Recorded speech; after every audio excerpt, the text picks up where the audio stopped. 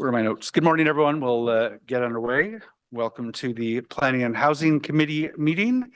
This is our 20th. I'm just going to mute my computer so we don't. Mute button. Mute.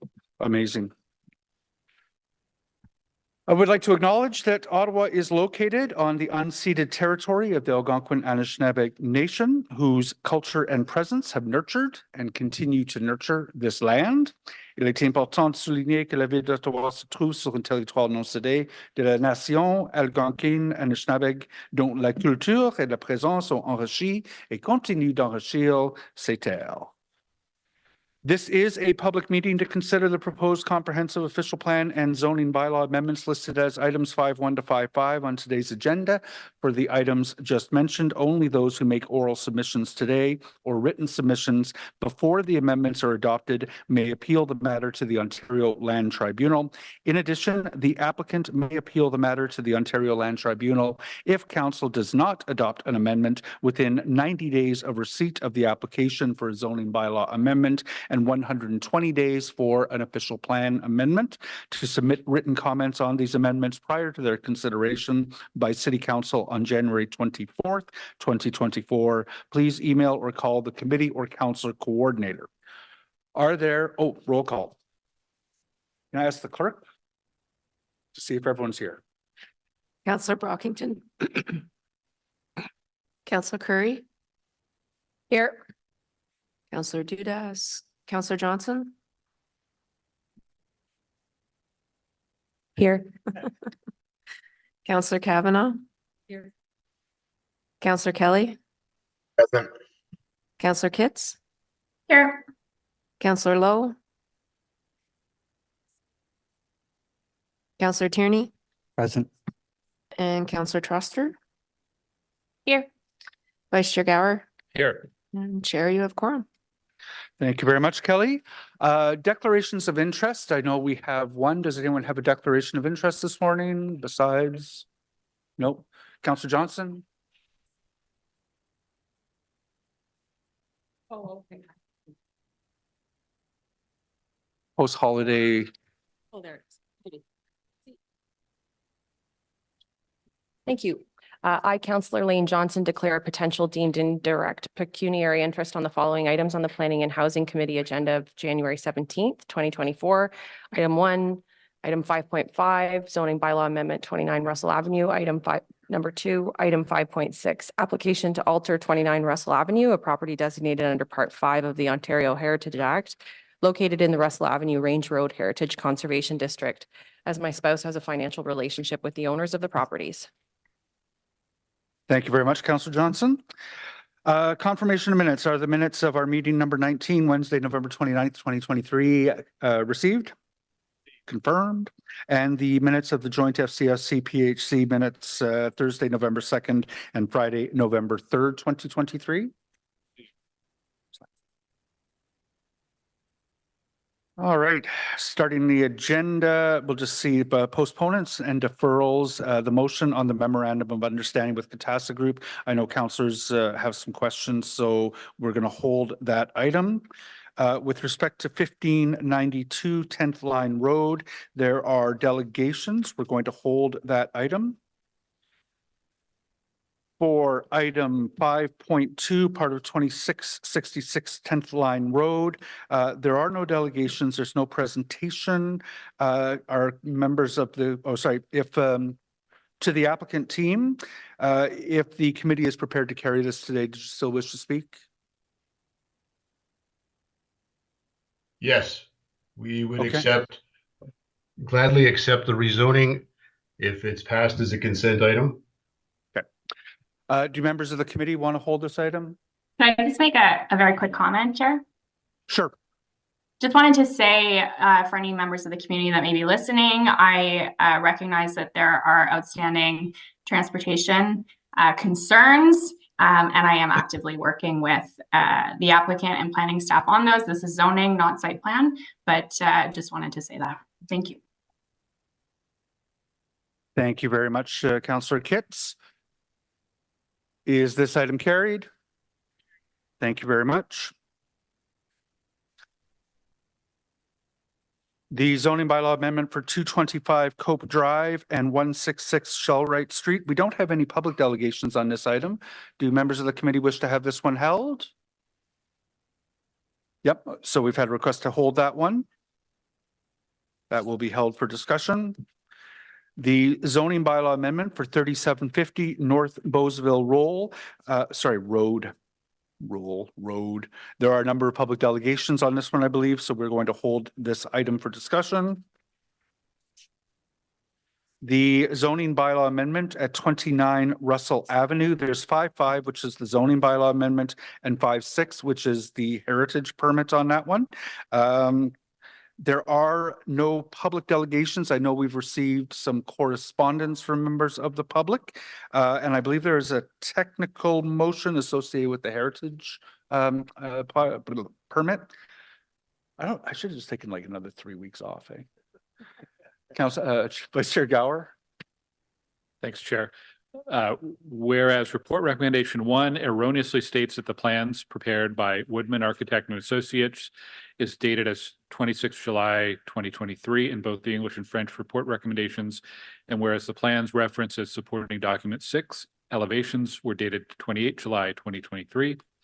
Therefore, be it resolved that report recommendation 1 in both English and French be amended to state plans prepared by Woodman Architect and Associates is dated as 28 July 2023, 28 juillet 2023. Thank you very much, Vice Chair. To the members of the applicant team, if the committee is prepared to carry this, do you still wish to speak? Thank you. Do members of the committee want to hold this one? Nope. Is the technical amendment carried? Is the zoning bylaw amendment carried? Is the heritage application carried? Thank you very much. There is a joint presentation on items 5.7 and 5.8, as well as a technical motion. So we're going to hold that one on the land surveys. In camera. There is a motion I think we can deal with fairly quickly that has been previously given. Vice Chair Gower had moved a motion with respect to the lands at 1835 Stittsville, Maine. I believe he'd like to bring forward a motion to defer that, Vice Chair. Yes, be it resolved that this motion be deferred to the January 31st, 2024 Planning and Housing Committee meeting. Both of the parties who are involved in this have asked for a couple more weeks and an opportunity to meet with staff, and staff have agreed. And I want to thank the applicants, if they're watching, for agreeing to try to come to a collaborative solution here. That is good news. Is that item carried? Carried. Thank you, members.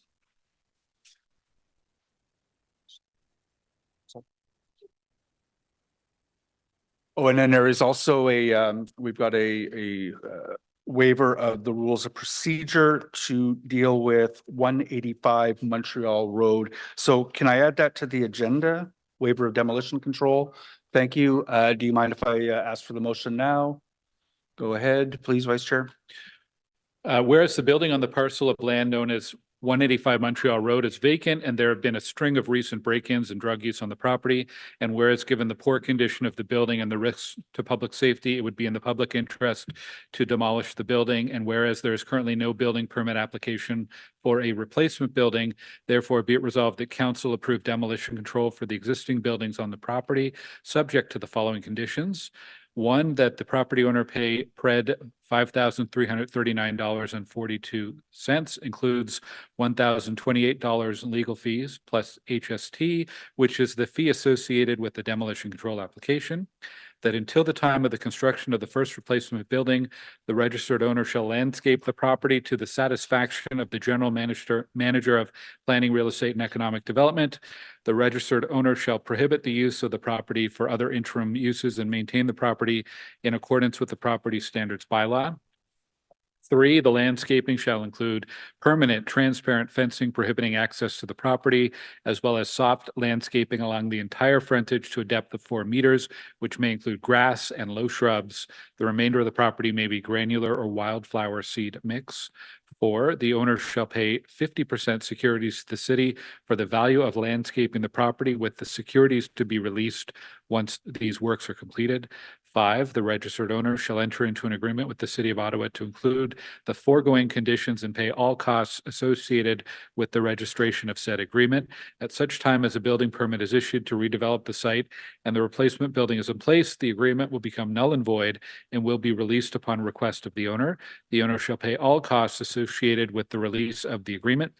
6, the registered owner agrees that a demolition permit will not be issued and the buildings cannot be demolished until such time that the agreement referenced herein has been executed and registered on title. 7, this approval is considered null and void if the agreement is not executed within 6 months of council's approval. Thank you, Vice Chair. Is that item carried? Thank you. Going back to the start of the agenda, this meeting got a whole lot interesting. Oh, they're back. Good. It got a whole lot less interesting, but glad we're going to have some more commentary. All right, back to the front of the agenda. The first item with which we'll deal, postponements and deferrals, the motion with respect to a memorandum of understanding with Catassa Group. I know members of the committee had questions and comments, so the speakers list is open. I note that Councillor Menard is here. Councillor Curry? I want to actually just ask a question about the memo that we got, I believe, basically from David White and Karen Shepherd. Is that possible? It is. The memo itself is not up to be received. So it's certainly going to inform councillors' votes. I know the industry, if the memo was going to be an item for discussion, the industry has thoughts on the process. I'm not going to entertain any motions with respect to process today. So, you know, I think you can ask questions about the applicability of that memo to this application. But I know other councillors have direction or questions of staff that will probably lead to further process on the voluntary benefits. Okay, I just wanted a really first quick question, then maybe I'll let other people ask what their questions. But in the memo, it indicates that the Integrity Commissioner said this is really a policy issue. And then further on, it says if any councillors have any concerns, they should go to the Integrity Commissioner. But so I was just slightly confused, but maybe it's just because of the actual issue. So because it's a policy issue, the Integrity Commissioner is saying she won't deal with it, the policy parts of it, because there's a policy that can deal with that. But if there are concerns that by a councillor, that another councillor or anybody, I guess it says anyone has concerns about a councillor's conduct, that there was influence or manipulation or whatever it was, then they could go to the Integrity Commissioner, because then that's a code of conduct thing. So it's only for code of conduct that the Integrity Commissioner is involved. Otherwise, we have a policy. That's clear? Is that a fair way of putting it, Mr. Mark? Yes, Mr. Chair. Okay, that is my only question. Thank you. Thank you. Councillor, I don't know if these are in the correct order. I'm just going to get my screen. Councillor Kitts. I do think Councillor Carr was ahead of me, but it's, I go ahead. Okay. So I moved deferral on this item the last time it was before us, because in 2021, due to a supply chain issue, a planned developer built speed bump was going to be delayed a year in one of my subdivisions. And because of that, I asked if the developer would be willing to purchase 2 speed boards for the area, given the delay. At that time, transportation staff and the city clerk advised that I should run this by the Integrity Commissioner. And the decision rendered was that to accept these 2 speed boards, valued at approximately $6,000, it would be a contravention of the code of conduct. So the speed boards are never installed. And now we're being told that a negotiated $300,000 voluntary payment, partially directed at traffic calming, which I could assume could be something like purchasing speed boards, is okay. So I appreciate that the Integrity Commissioner has looked at both situations. I feel like there's some inconsistency here on the advice being applied, and that concerns me. So, I'm not going to be voting against the motion, but I am concerned about the precedent we're setting here and about, again, how different situations are being handled very differently and different advice is being given. So I just wanted to make everyone aware of that. And I'll listen to the rest of the discussion. Thank you. Thank you, Councillor Kitts. Councillor Carr?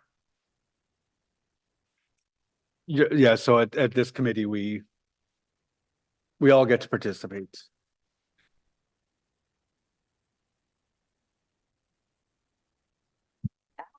Joy, thanks. Thank you, Chair. Appreciate that. I have a question about process, and I'm hoping that I can ask staff. I don't have any comments specifically about the MOU with CATAS. I don't think that should be held up. I mean, obviously, the developer wants that to the development to go ahead. I'm just wondering if this would be something that would be considered to be sort of a form of a community benefit agreement. That's my first question to staff. Mr. Chair, there has been and will continue to be an effort to ensure that this does not come within Section 37 of the Planning Act with respect to community benefits agreements. That is the effort that will be made. So you're saying that it would not be a community, this sort of arrangement would not be a community benefit agreement? So just to remind members of committee, a community benefit, the reason I feel the need to remind it is community benefits were used with respect to other contributions or things that have been done by developers in the past. Hazelview / Heron Park, Manor Park come to mind. Community benefits is now a term under what is Section 37 of the Planning Act. The old 37 provided for payments to the city or other benefits in return for height and density.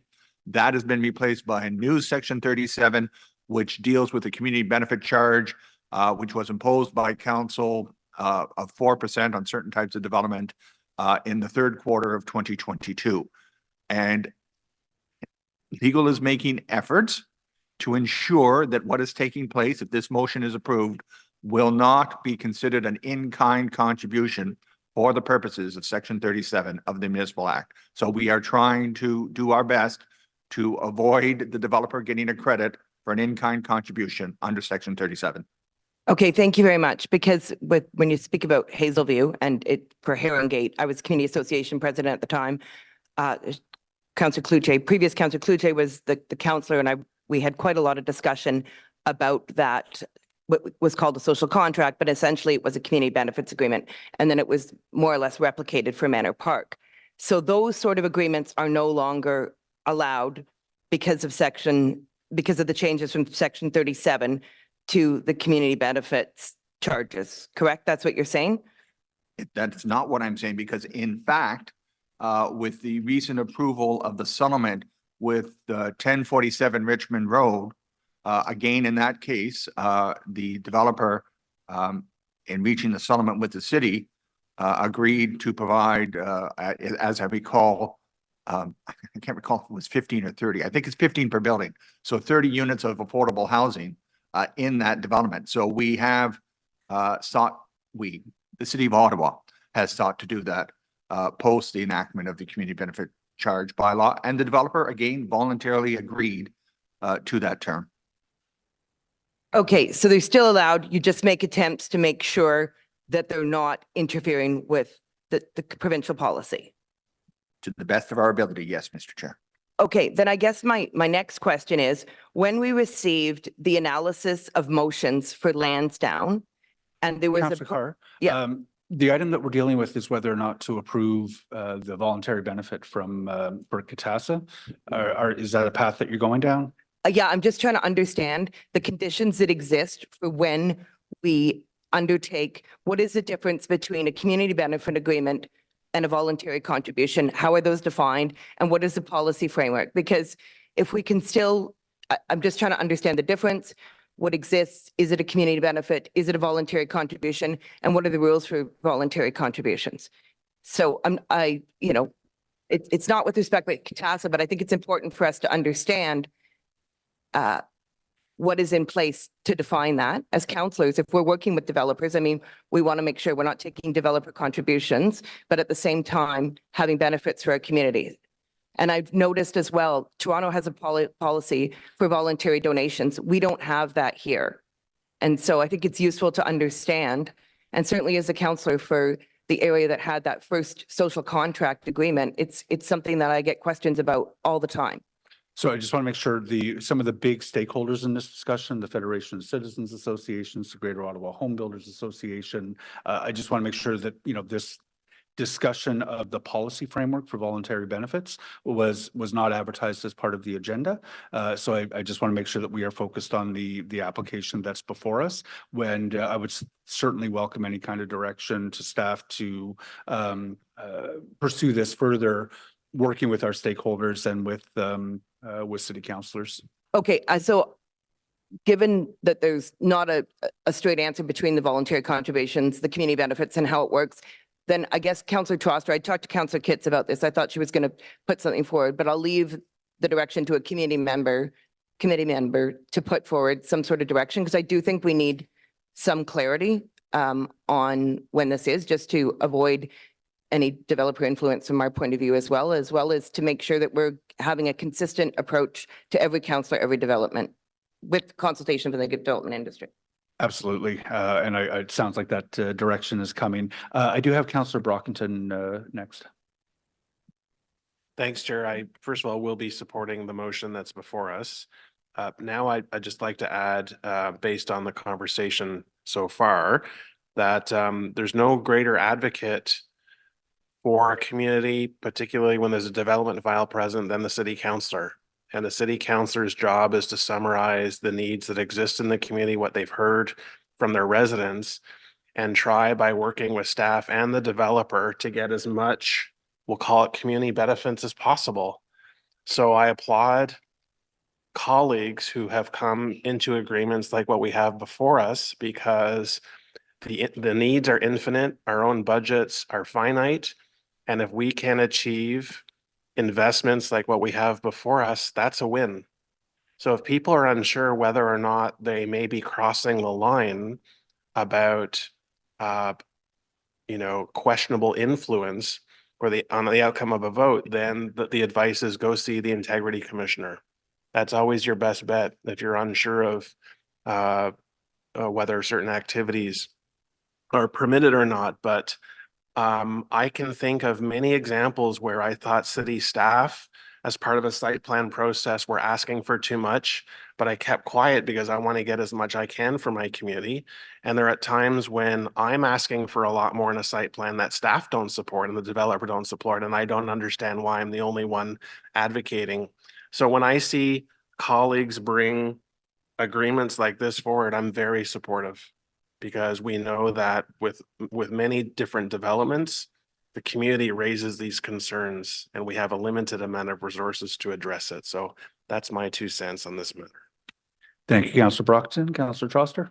Thank you so much. So yes, this is also of great interest to me, because in my ward, we had a developer that was interested in paying for some active transportation near where there will be a really large development. And we were told that we were constrained by bills 23 and 109, and this is not something that we could do. So this is a suggested direction to staff, and staff can let me know if it's friendly, to ask staff to put a memo together outlining their interpretation of when councillors might be able to work with developers to provide additional community benefits. If you don't want to use the word community benefits, we could say, pardon?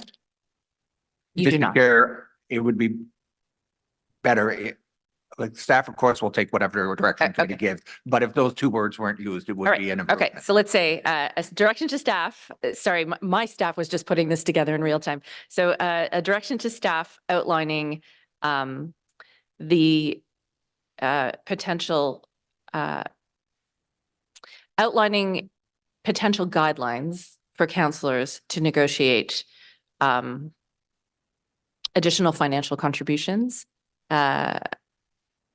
with special attention to the new legislation context of Bills 23 and 109. So I could wordsmith that afterwards, but essentially I think what we're all asking here for is an interpretation of what we can do when and what from a policy perspective is permissible. Because I actually do think in many cases, there are developers who are happy to contribute more and they don't know what they're allowed to do either. So, and then my only question, and maybe Councillor Menard can answer this, is was this done under the old, was this initially negotiated pre-Bill 23? So is this when the councillor had the possibility of pulling site plan? Or is this under the new regime? No, so it's not related to a specific application. We have several applications from this group within the ward, some before Bill 23, some after Bill 23. There was a recognition that community was asking for these types of voluntary contributions. And when discussing it, we made it clear these would be voluntary, but that the community is certainly hoping for these types of contributions. So. Okay, let's call it voluntary contributions instead of community benefits. So if that is taken as friendly direction from staff, I think we would all appreciate that policy clarity. Will staff take that as direction?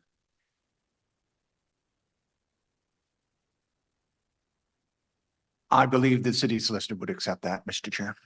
Thank you. Councillor Tierney? Great. Thank you very much, Mr. Chair, and I'll keep it brief.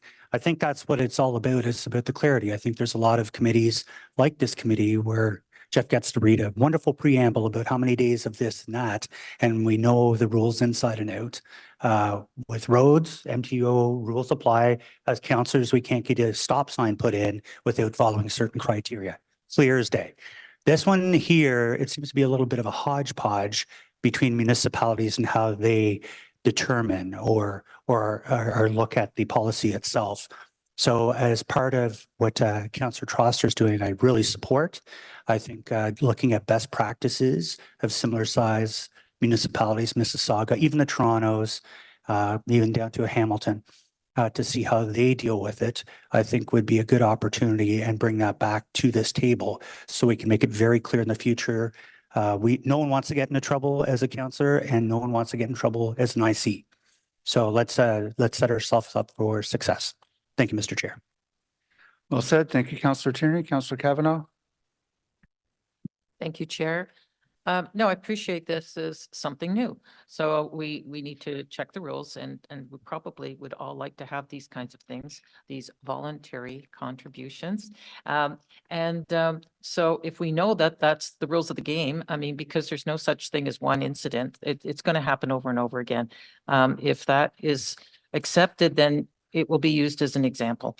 And we want to just make it clear, and I appreciate the staff have laid out that this is fine to do.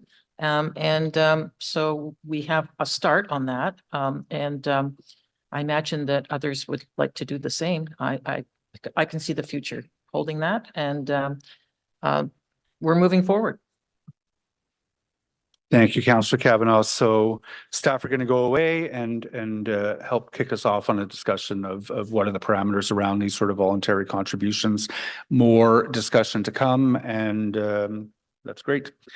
The motion that's before us is to authorize the City of Ottawa to enter into an MOU with Catassa Group for the purposes of realizing the voluntary contributions. Is that carried? Thank you very much, colleagues.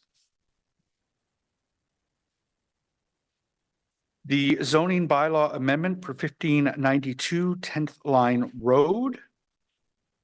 There is a public delegation. There are applicants who are prepared to make a presentation, and I believe our city planning staff will kick us off with their presentation.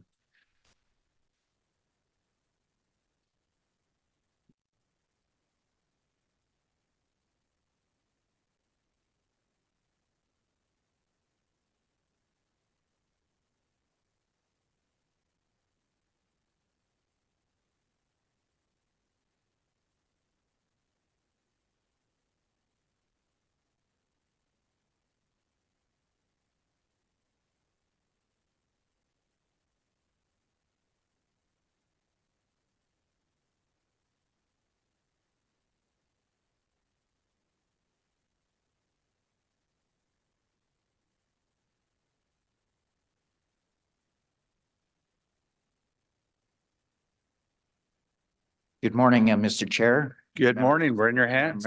Members of the committee. For those who don't know me, my name is Michael Boughton. I'm planner with the Development Review East team. I will outline the proposed zoning bylaw amendment, the supporting development proposal, and planning staff's position, and conclude with a recommendation to approve the amendment. The subject property is 1592 10th Line Road within the Queenswood Heights community of Orleans. The property is located 350 meters north along 10th Line Road from the intersection of Charlemagne Boulevard and Des Epinette Avenue. The site is approximately 1,500 square meters in area. It has frontage on 10th Line Road and the local street Phoenix Crescent. It's approximately 32 meters of frontage on both streets with a depth of 46 meters. Next slide. The site is currently occupied by a two-story single dwelling containing 5 rental units.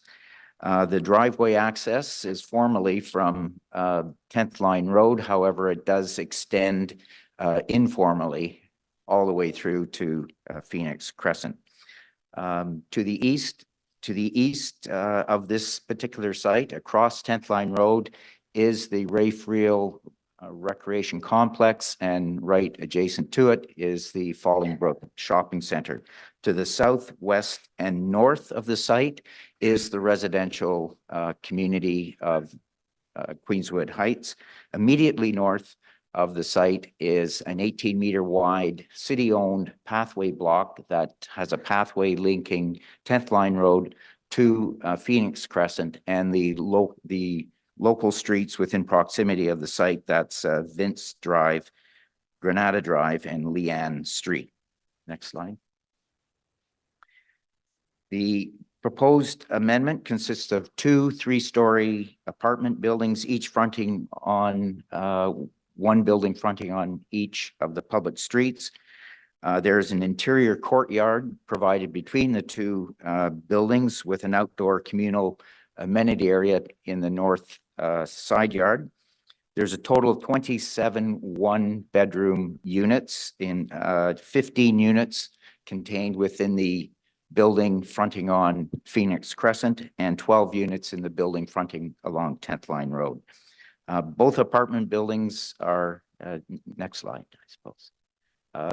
Both apartment buildings are modular in design, shown on the screen, with each module, except for one, consisting of 6 dwelling units, accessible by front and rear common enclosed staircases. All vehicle parking is underground, accessible only from 10th Line Road. There's 32 parking spots in total, 27 dedicated to the dwelling units and 5 reserved for visitors parking.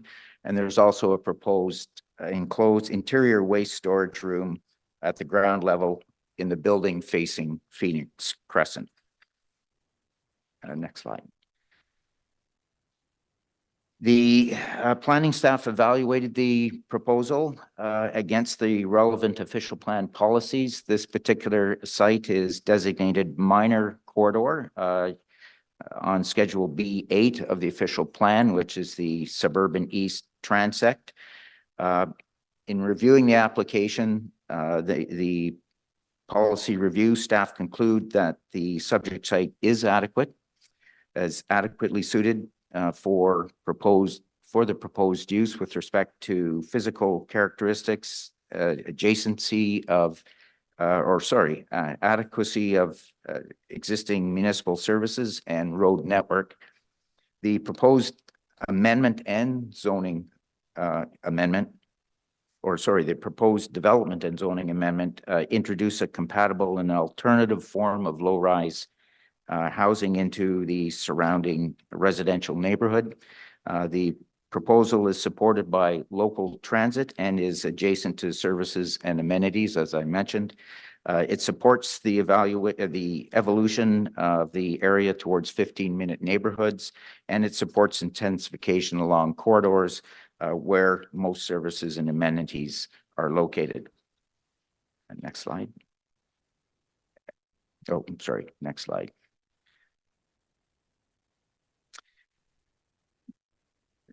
Next. Yeah. So I'll go on to the current zoning. The current zoning for the site is residential third density, subzone Z. It's R3Z, subject to current exception 1186. That zone allows a mix of residential building forms ranging from single detached to townhouse dwellings. The proposed amendment is to change the zoning to residential fourth density, subzone Z, subject to amendment, to permit the low-rise apartment use. The three proposed site-specific exceptions are to reduce the applicable minimum required parking rate from 1.2 to 1.1 spaces per dwelling unit, a change that would result in an actual reduction of 2 spaces from the standard minimum requirement. Secondly, to reduce the minimum required front yard setback from 3 meters to 2.35 meters, which would apply to both 10th Line Road and the Phoenix Road frontages, given that this lot is a through lot according to the zoning bylaw. And finally, to prohibit the covered and uncovered balconies from projecting into that reduced minimum front yard that we will establish. In evaluating the zoning amendment, staff find that the form and scale of development provides appropriate building setbacks and separation from the adjacent single detached dwelling directly south of the site. The reduced front yard setback is minimal in comparison to what is permitted in the current R3 zone. And the reduced vehicle parking requirement is minimal. And all spaces are provided, as I mentioned, underground, accessible only from 10th Line Road. Next slide. We can skip past this one. This is just a summary of what I've already said. 32 parking spaces are provided, 27 devoted to the residents, 6 reserved for the visitors parking. The visitors parking standard rate is not changed. The only change is that 2 parking space difference between the 1.1 and the 1.2 parking space. So next slide. And city staff received a considerable amount of public input in response to the zoning bylaw amendment and the supporting site plan control application. Most of the comments expressed considerable concern related to incompatible building mass, built form, density, undesired increased traffic, and on-street parking use on local streets. So in response to those comments, city staff feel the building mass and density have been reduced from that initially proposed, which was 30 units, now reduced down to 27 units. The Phoenix Crescent building has been reduced in mass and scale from 18 to 15 dwelling units. Its separation, as I mentioned, from the adjacent single detached dwelling has been increased. It is now set back farther as well from the road allowance by an additional 1 meter from what was originally proposed. With respect to transportation or impacts on traffic, no transportation impact assessment is required simply because the proposed development does not meet the thresholds established in the city's guidelines to require such a study. And with respect to on-street parking, quite simply, residents can contact bylaw enforcement if they feel that it is being abused on the local streets. And with that, to conclude, for the reasons outlined, the department therefore recommends that the proposed zoning amendment be approved. Thank you.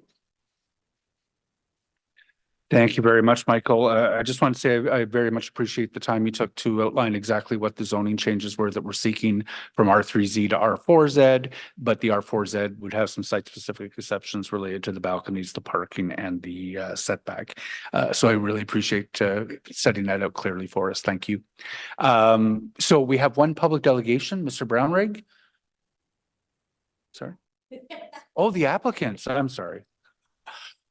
I'm sorry, Connor. We're going to ask you to wait just like 3 more minutes. Yeah, 5 minutes each. So we have, I think, Paul Robinson is prepared to address the committee. Paul, we've had a good presentation as to what this proposal is, but you are invited to speak to us about why you feel the rezoning is justified. Thank you. I'm the applicant here on behalf of the owners.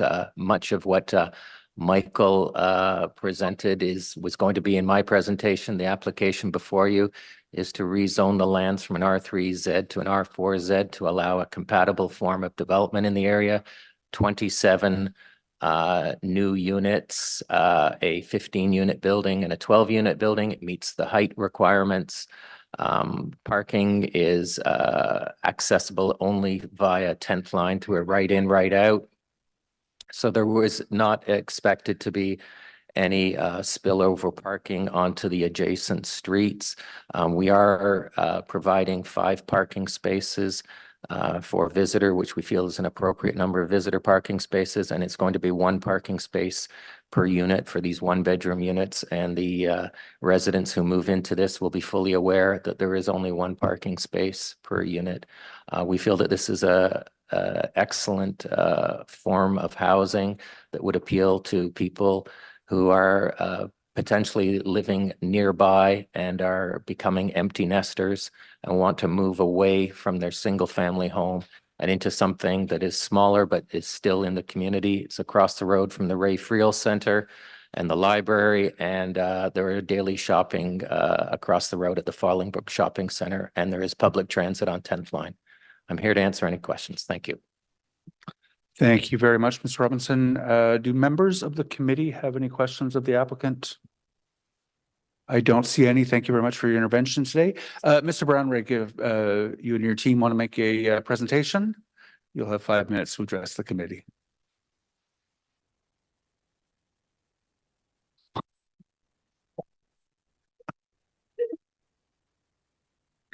Just to maximize sentiment. It's working. It's working, Connor. Victoria, do you want to sit here?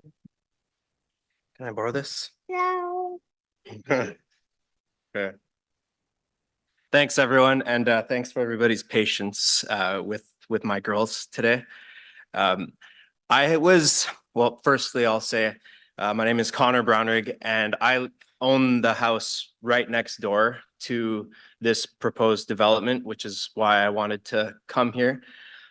I'd like to start by saying that Dan Dory, the owner, has been very communicative with me, and I think he's conducted himself in a very respectable way with me. There's been some vilification of him, I think, in the community. A lot of people were very upset by this. And if there is anyone in the community listening, I wanted to say that I think that Dan is a respectable businessman, and that I think he should be treated with a little bit more respect, but from the community. I was very reluctant about this proposal being the next door neighbor because of privacy. That was a big concern for me. So I am grateful that the city has changed the direction of the balconies, I believe is one of the changes. I would ask that if this does happen though, okay, sit with me, that if this does happen, that the developer be responsible for some kind of a natural barrier like hedges or trees or something. That might actually even be in the plans already, I'm not aware. And I do believe it would be fair for the developer to be responsible for those costs. That said, I was also very concerned about the impact that this could have on my property value. And the surrounding neighbors as well. And I'd like to say, this is more for the neighbors. I've done a lot of research about the impact of infill on surrounding neighborhoods, not just in Canada, but in the US, Australia, and Sweden. And it's almost irrefutable that infill, like what's going to happen here, raises the property values of the surrounding neighbors. And so this could actually, in the long run, be helpful to us. In fact, it almost will certainly increase our property values, which I'm happy about. The one exception to that is during the construction period. And I think that is just obvious, no explanation needed. And so what I'm hoping that the city, the developer and the contractor can all make sure of is that the length of construction is kept to a reasonable minimum. I have seen the impact where construction stops sometimes for months at a time if funding is an issue, if there are delays that happen for various reasons. With this large dig, I do think this is a fairly complex undertaking. So I just ask that the city make sure before the shovels go in the ground that that there is ample funding with plenty of buffer in place to minimize the likelihood of delays and disruption to the neighborhood. And one final point, we get a lot of parking on Phoenix Crescent from visitors, and there isn't a whole lot of parking enforcement right now, which I'm happy about. But after this goes up, I believe it'll be a lot easier for a lot of visitors to just park on Phoenix. Yes, there are the 5 visitor spots, but I feel quite sure that many of them will just park on Phoenix. So I do ask that the city enforce parking rules after this goes in place to keep the street free from too many cars for too long. I think they're at their wits' end, so I'll leave it at that. And thank you very much. Thank you very much, Connor. I just want to see, there are a couple of councillors with their hands up with questions for you. For me? Oh, Yeah. okay. Hello, Hi, cutest delegation ever. Can I ask what your daughters' names are?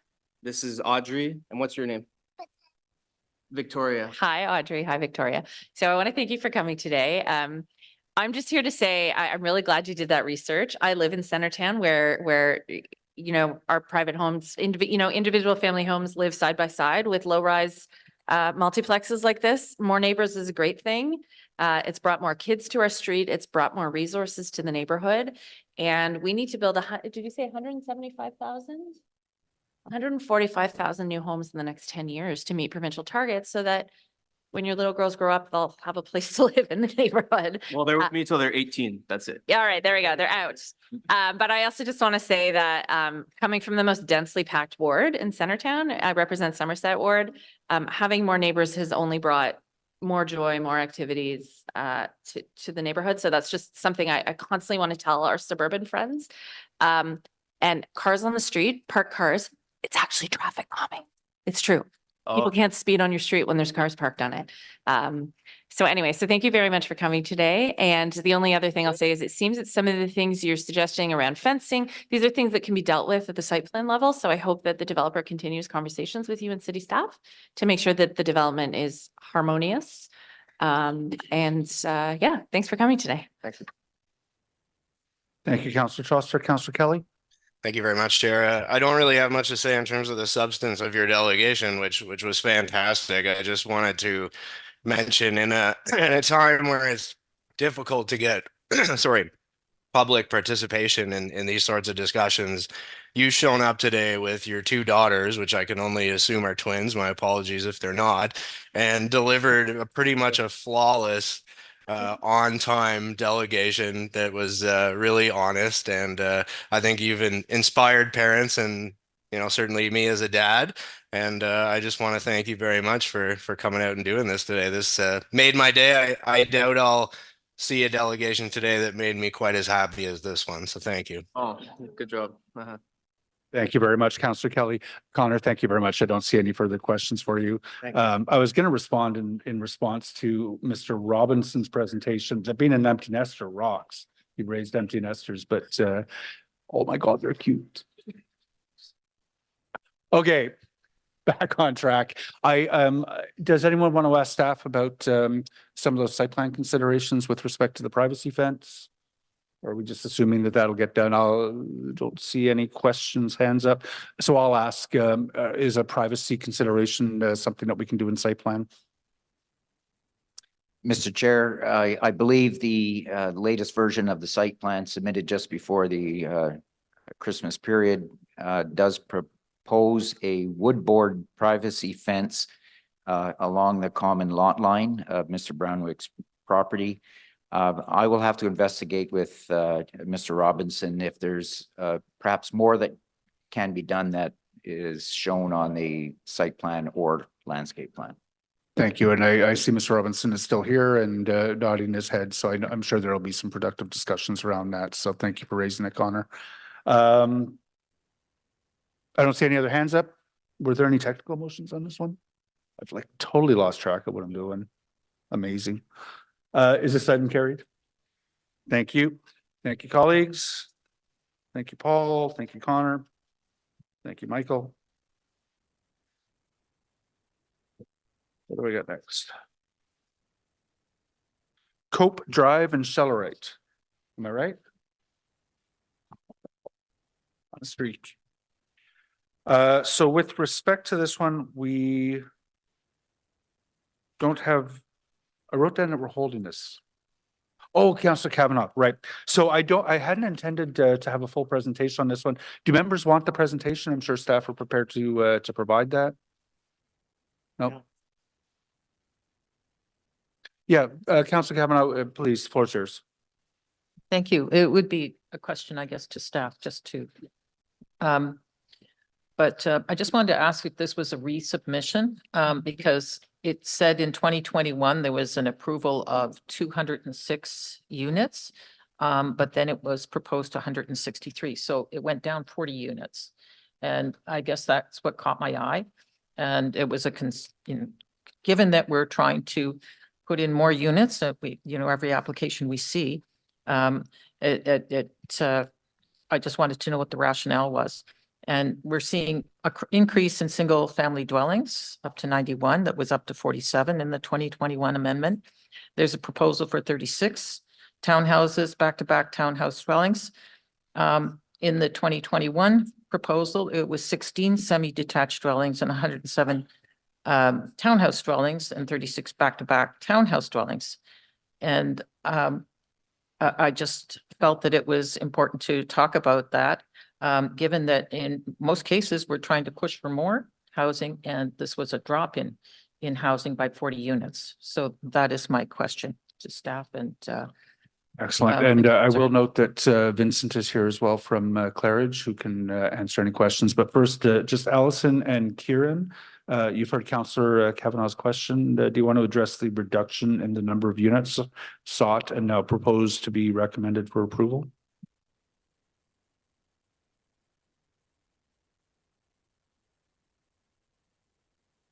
Morning, Mr. Chair. I can speak to that. Thank you, Councillor Kavanaugh. The reduction in units proposing from townhouses to singles in this subdivision are still an appropriate dwelling type in the R3Z zone. So singles are still acceptable within the subdivision itself. And the density targets of the official plan are still being met even with the drop in units. Okay, it just continues to surprise me when we're constantly pushing for more units that we would actually have an application that had more units and drop it by 40 units. It seemed like the rationale was that they were worried about traffic on the local streets, and we're constantly pushing back against that to increase the number of housing units. We've talked about it so many times about how many units we need. I guess I've got a concern about that, and I don't want this to be a precedent. So I just can't accept. Thank you. Okay, we hear the concern. I don't know if it's appropriate at this point to give Mr. Denham an opportunity to reply to that question as well in terms of why. But Vincent, if you do want to take a couple of moments to address that, I'd afford you the opportunity. Yeah, thank you, Mr. Chair. Yeah, so it's really just reacting to the market that's we have today. And just to give a bit more context, so we actually purchased the sites south of Cope and north of the Monaghan Train since those approvals. And we're proposing a lot of density on those sites. So 192 units on the southern site, apartment blocks.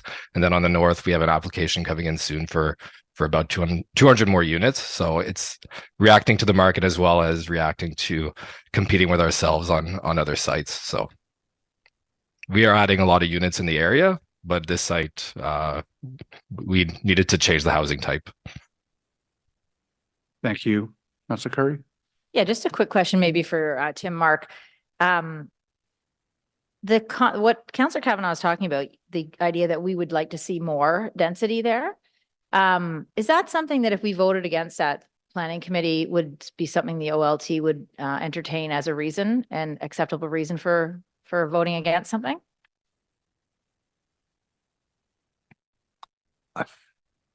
In the absence of minimum density requirements in a zoning bylaw, it would be an incredibly difficult position to successfully advance at the Ontario Land Tribunal. Okay, just an interesting question. You know, but when we always talk about what planning rationale do we have here, you know, absolutely we want more density, but would that actually hold up at the OLT because that's what we want? Interesting, and maybe it'd be different from case to case, you know, but in this particular one, it'd be difficult to vote to get an overturn. Anyway, okay, thank you. At this point, I'm going to dissent from supporting it. Thank you. Understood, and legitimate. So is this item carried? Carried with a dissent from Councillor Kavanagh. Thank you very much. Thank you, team. Moving on to North Bowesville Road. Okay. Yeah, so we have a presentation on this one. We have the applicants prepared to address it, and there are a number of public delegations as well. So we'll turn first to Tracy and the team to make the staff presentation. Tell us, what is this? What are they recommending we approve? Tell us. Yes, yes, Mr. Chair.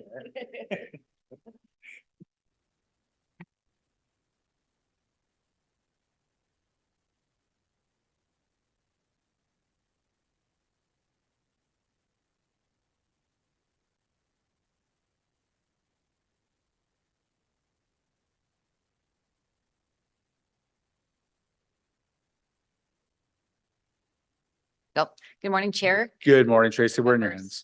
Well, thanks. Members of Planning and Housing Committee and the public. This presentation is for the zoning bylaw amendment application for 3750 North Bowesville Road. Oh. Can I ask just a little closer to the mic? It's Sure. a little bit tougher. Thank you. Okay, thanks. The proposal is for two 14-story towers on top of two 6 to 9 story podiums, which are connected by a 1 to 2 story podium in the middle of the site. The zoning bylaw amendment is not required for the 14-story tower height, but it is required to remove the floor space index, to reduce the parking ratio, and to reduce the building setback to the southern property line. The image above is a preliminary architectural drawing as the building would appear from North Bowesville Road. Next slide. The site is located at 3750 North Bowesville Road, as shown by the pink star. The site is currently developed with a 2-story convention center and associated surface parking. It was previously called Tudor Hall, but it's now the Mosaic Convention Center. As you can see from the image, the Ottawa Hunt and Golf Course abuts the site to the south. The 10-story IBM office building abuts the site to the west, and the 3-story parking structure used by IBM staff is to the north. To the east of the site is a low-rise residential community with predominantly 2-story dwellings. Hunt Club Road to the south of the site and south of the golf course, and Riverside Drive to the west are both arterial roads in terms of road design and function, and are also designated as minor corridors and transit priority corridors in the official plan. Bird's eye view of the site, shown again by the pink star. One can see Riverside Drive, the IBM building, the surface parking, and the parking center, the golf course with significant tree plantings, and the low-rise residential community.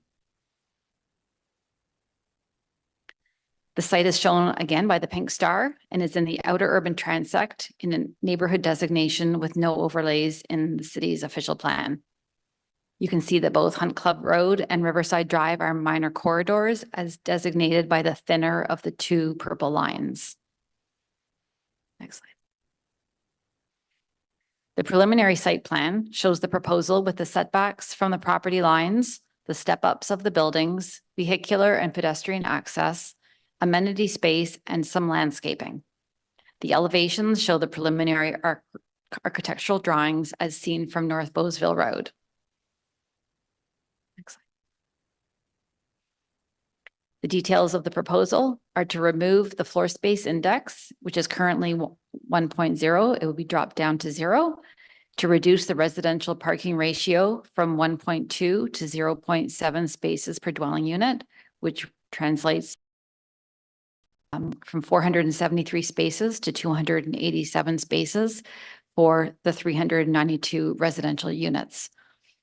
A reduction to visitor, the ratio would drop from 0 to 0.1 spaces per dwelling unit, would be a drop of from 79 spaces to 40 spaces, again, for the 392 dwelling units.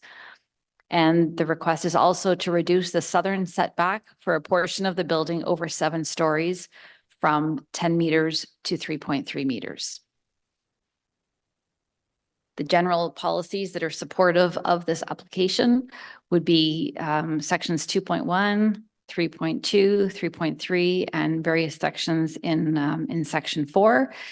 As I said, they're found throughout the official plan, dealing with intensification, supporting transit, supporting 15-minute neighborhoods, reducing our environmental impact, reducing the supply of parking, and providing housing options for all ages and incomes.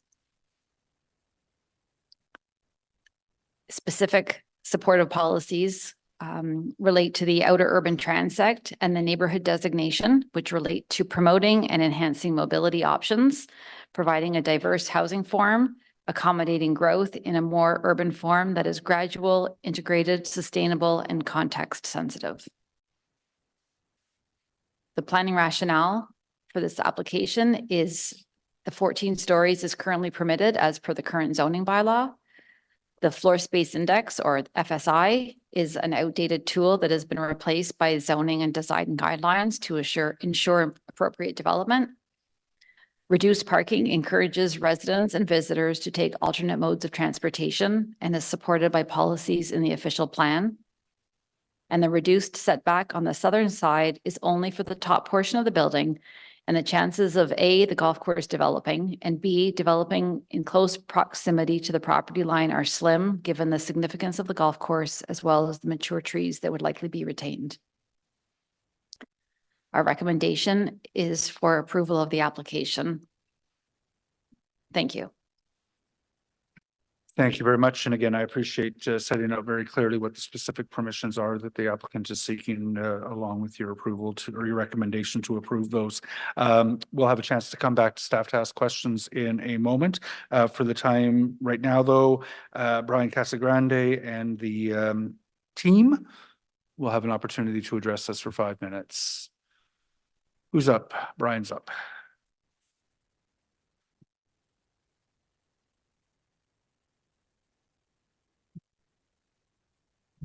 Good morning, Mr. Casagrande. You have 5 minutes to address the committee. Good morning, Mr. Chair. I was going to ask you first and foremost, I know there's some delegations and my presentation will be very redundant to Tracy's. Is it possible, given the team that we've brought, that we could go up at the end of those in case there's questions that we can respond to?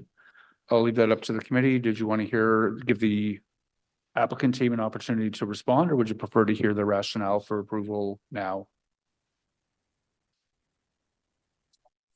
Pardon? Yeah. So ordinarily, we receive rather than responding to what is raised by the public delegations, I would just like to hear your rationale now for why these zoning changes should be approved. Okay, I can do that. Just for curiosity, Mr. Chair, strategically to ensure I can speak last, should I be registering like at the very last minute so is it based on who registers first? So I think we can take a look at the archives of this committee and see that general practice is to hear from staff, we hear from the applicant, and then we hear from the public delegations, and then we go for questions of councillors back to staff. I see. I mean, I'd encourage you to rethink that personally, because I think there's value that we can offer if we speak at the end, but I'll leave that Give with you. the developer the last word. I get it. You have 5 minutes now. Yeah, certainly. And I have a big team of consultants, as I mentioned, that we've brought here today. So if you have any questions afterwards on transportation, planning, architecture, and the owner, they're all here. I'm really not going to say much else besides, I think Tracy did a tremendous job actually with her presentation. I'm excited about this proposal. We've worked hard at it over 3 years. We've worked closely with the councillor and we've met with the community. We've done what I believe we could to respond to their comments and concerns. It's a handsome building from my perspective. It's dealing with transition in a very positive way. And I think it's a great opportunity to introduce height and density and units that, you know, the committee is definitely talking about today that the city desperately deserves and needs in a way that I think is very sensitive and appropriate. So I'll leave it there and I'll answer any questions that you might have. Thank you very much. Do members of the committee have any questions of the applicant? Vice Chair Gower? Well, I think we can anticipate probably what we'll hear from the delegations based on the summary of public feedback in the report, which was around height and form, shadowing impact, privacy, traffic, and questions regarding tenure of the property. I'm not sure what that is, but are there any of those that you'd like to address, anticipating what we might hear from delegations? I certainly can. So, I mean, with respect to the height and the density, the as of right height, as Ms. Scaramazino pointed out, is 14 stories. We're maintaining that. There is a presentation actually that we submitted, and if that actually can be brought up, I think it's slide 4, will give you an appreciation for the as of right. Keep going one more. There it is. So you can see in the top left corner, and you can zoom into if that is possible. But that image in the top left corner was prepared very early on in our pre-application consultations to help staff and anyone else who's interested understand the as of right development potential. So if without any amendments, that's the type of building and the type of height that can be put on this property. Now that building could go anywhere on the property. And I think conceivably, if we didn't have any other opportunities, you'd want to move it around. But conceivably, as of right, that's where the building can go and where the height can go. And so that impact, and I think it's relatively limited given the residential proximity that's across the street and off to the corner, is still there as of right. And so our goal in developing this property was to see what else can be put on the property that isn't going to generate more impact. And effectively, we've put that development in behind that as of right. And then we've worked on actually sculpting the building, and you can see it in the right image, all that transition in the building that's going to be in a height schedule is achieving and reducing even, I think, the impact that as of right image would have. And then I think there was a question about tenure. I think that's a question of like, is this a rental or condo property? The goal at this point in time is that at least one tower would be rental. I think there's a conceivable possibility that one of them could end up becoming condo, but the owner is not sure exactly even when this development is going to proceed forward. So that'll be assessed at that point in time.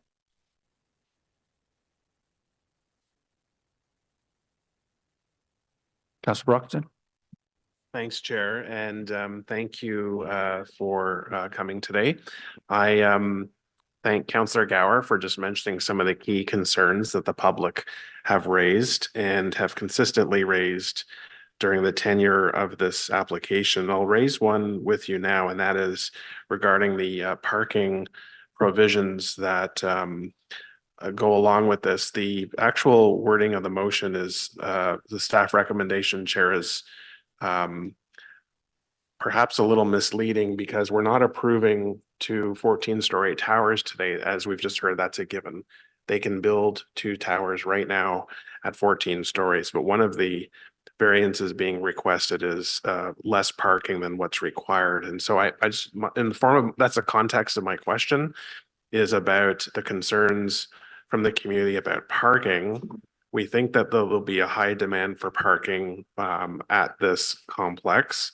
And when this application was revised and resubmitted back to the city after the first round of public consultation where parking allocations were raised, the parking didn't go down. Sorry, it didn't go up, it went down. So the applicant provided even less parking.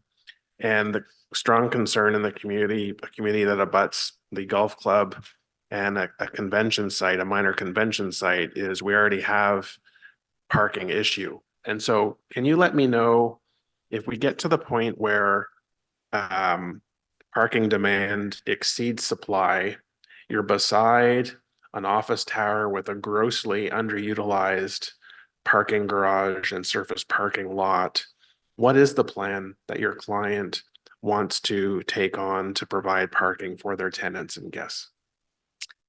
Thank you, Councillor. Through you, Mr. Chair.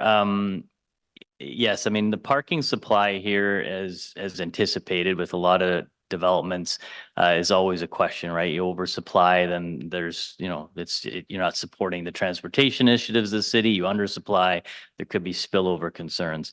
At point 7, I think I would say that this development is not, it's typical, I guess, for a development that's not next to a transit station, for example. But this is what I say is an evolving suburban neighborhood. So the justification behind the concern is legitimate. So the client has been looking at different options. So the simplest option is to build this 3rd story of underground parking, but that's a tremendous cost, as I think this committee knows. And they don't want to be in a situation where they've oversupplied only to find themselves 5-10 years in the future wishing they hadn't, and not being able to actually provide a reasonably affordable product because of that. So then the opportunity, and I think, Councillor, it was your idea originally, and I commend you for it, was to look at, you know, is there alternatives around the area, and IBM has an oversupply of parking. They've had discussions with IBM. There seems to be interest on both sides to see about a lease agreement that would allow them to sort of bridge time. And if there is over demand when they develop, and that's the other question in this, like if it's far enough out, maybe the demand isn't there, but it's an ideal situation. And I think both parties are interested in pursuing it if the need is still presenting itself at that point in time. What I can tell you, you know, just from my experience with Jennings and most developers, is they equally don't want to undersupply product or undersupply parking in their product, because their tenants are then just going to be frustrated and either go elsewhere or turn over regularly. So they have the shared interest that the community has in finding that right sweet spot. And so I think through time, with that opportunity that they've explored, they will be able to actually have an ideal situation where they could use that parking supply as long as it's truly needed and available. Thank you for that, and thanks, Chair. And listen, I absolutely understand the equilibrium that's trying to be found when the cost of parking is underground parking is as high as it is. You don't want to, as you say, oversupply, but you also want to be a good developer and make sure that your tenants and guests have a place to park. So I understand that as well. I think what would provide my community and myself some comfort is whether there was like an MOU signed between your client and IBM that basically says both parties are open to a relationship at some point in the future We want to work in good faith. And should the demand for parking exceed what this residential complex is able to provide, both parties will then entertain or enter into more formal discussions. That at least signals to my community that our community isn't going to become a parking lot, that the people who have parking supply have signaled they're willing to have a more formal discussion in the future, and your client has taken the steps necessary at least in an informal basis to secure that as a possible site. That would bring me comfort to support this. I think the site needs to be developed. I'm very happy to see residential here. In my opinion, it's been a neglected site. It's not the Jennings fault, but this historic building that's been here. And I think you'll hear from delegations today that this continues to be a major concern. So I'll just leave it here. I really do like what I see before us. My comments are reflected in the staff report, but that is, I think, a legitimate concern. We've just heard Mr. Casagrande say the justification is legitimate. And that's what I'm looking for as we debate this morning. Thank you. Great. Thank you, Mr. Chair. And I just have a quick couple of questions. What is the parking ratio again? It's 0.7 for the residents and 0.1 for visitors. Yeah. And I always question when people buy a place, they know what they're getting into, and then suddenly they have 10 extra cars. Well, that's a them problem.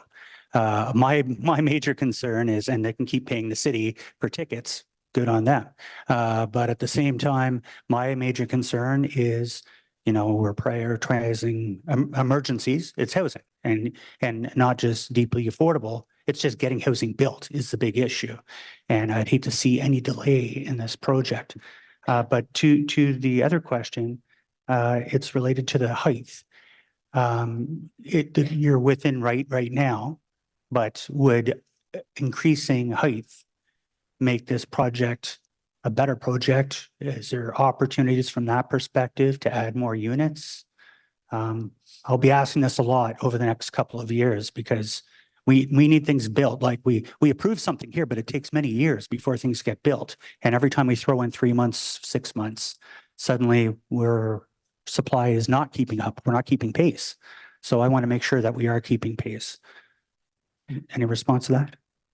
Thank you, Councillor. I'm glad you're asking that question in particular. It's the lens that I'm increasingly, that won't surprise anybody here, but increasingly looking at with all of our projects. I couldn't even help but look at the one that was before you on 10th and know that there could have been opportunity to rationalize more height on that property. The challenge in this particular file is that in order to do that from a policy perspective, they would need to amend the official plan because the official plan direction says in the absence of zoning, which is as of right, if you're going to go higher, you have to have height around you that rationalizes that to simplify it. The other challenge is, of course, the airport authority. But to answer your question, if the committee and staff were prepared to consider an OPA, I think the airport authority limit would allow for an extra couple of stories on the property. And that would have to be explored and confirmed, but that's what I recall sort of early on when we were identifying options to the client. And at some point in time, I think as the city looks at their official plan, there's these nuances, if you will, right? And these residential neighborhoods that I think sometimes dictate that the OP policies should be a little bit more flexible to contemplate these circumstances so we don't have to go through an OPA, which of course triggers a much higher level of concern and consideration. So that's the reality of it, Councillor. We'd have to do an OPA, but we could probably get a couple more stories, which would probably translate into another, by my math, 80 units or something like that. Good. Thank you. I'll keep that in mind as I listen to the delegations. Thank you, Mr. Chair. Thank you very much, colleagues. I don't see any further questions, so thank you very much for your presentation today. Thank you. And we'll move into the public delegations, of which there are 6. Andre Grushman is going to be followed by Patrick Morton. Andre, you have 5 minutes to address the committee.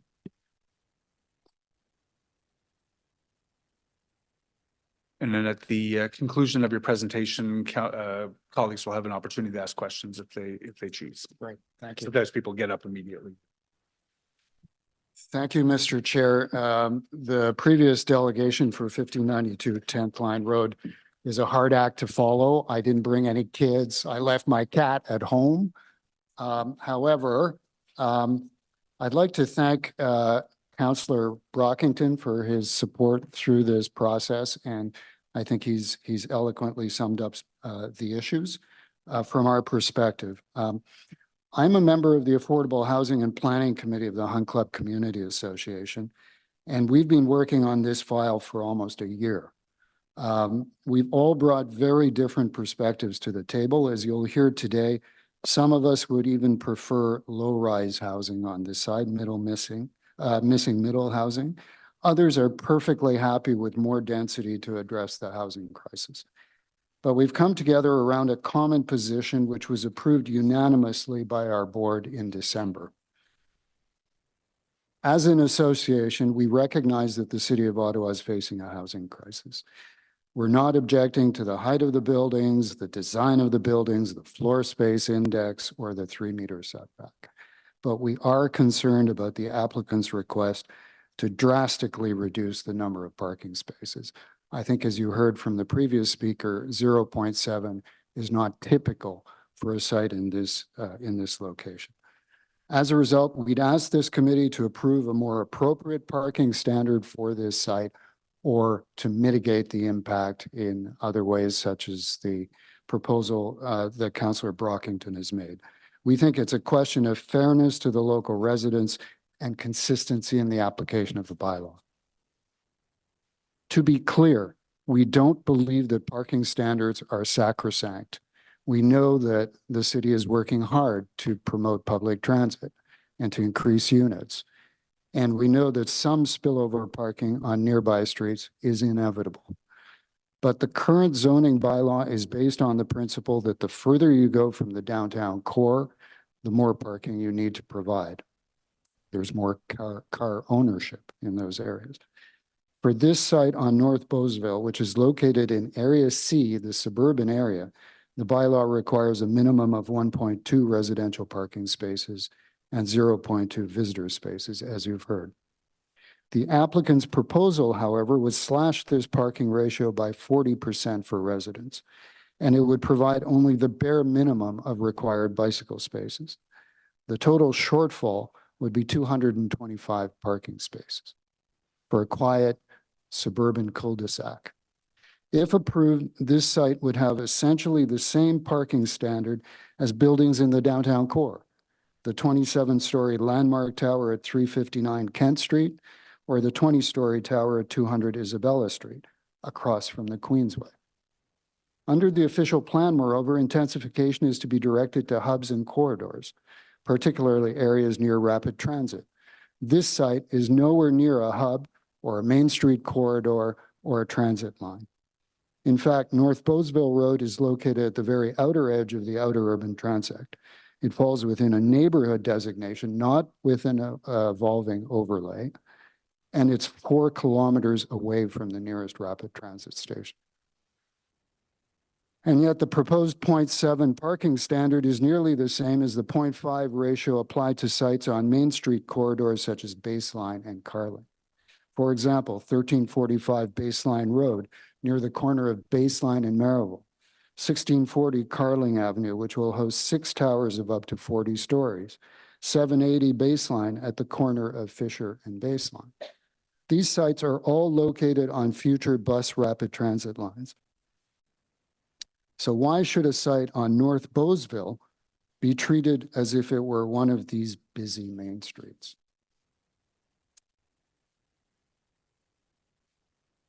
Other developers have consulted closely with the community and have complied with the intent of the bylaw.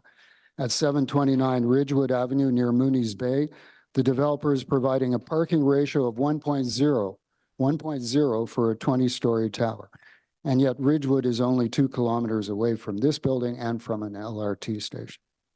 Just this morning, as we heard, an apartment building on 10th Line Road was approved. It sits across from a major shopping center, and yet it provides 100% of the required parking for residents and visitors.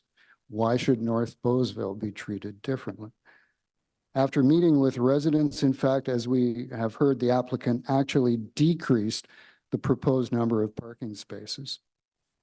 And the applicant has also said that they don't intend to build for a number of years.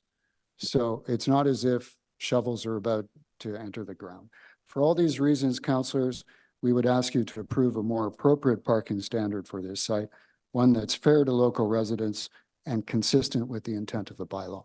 Thank you. Thank you very much, and sorry to rush you at the end there, but we're out of time.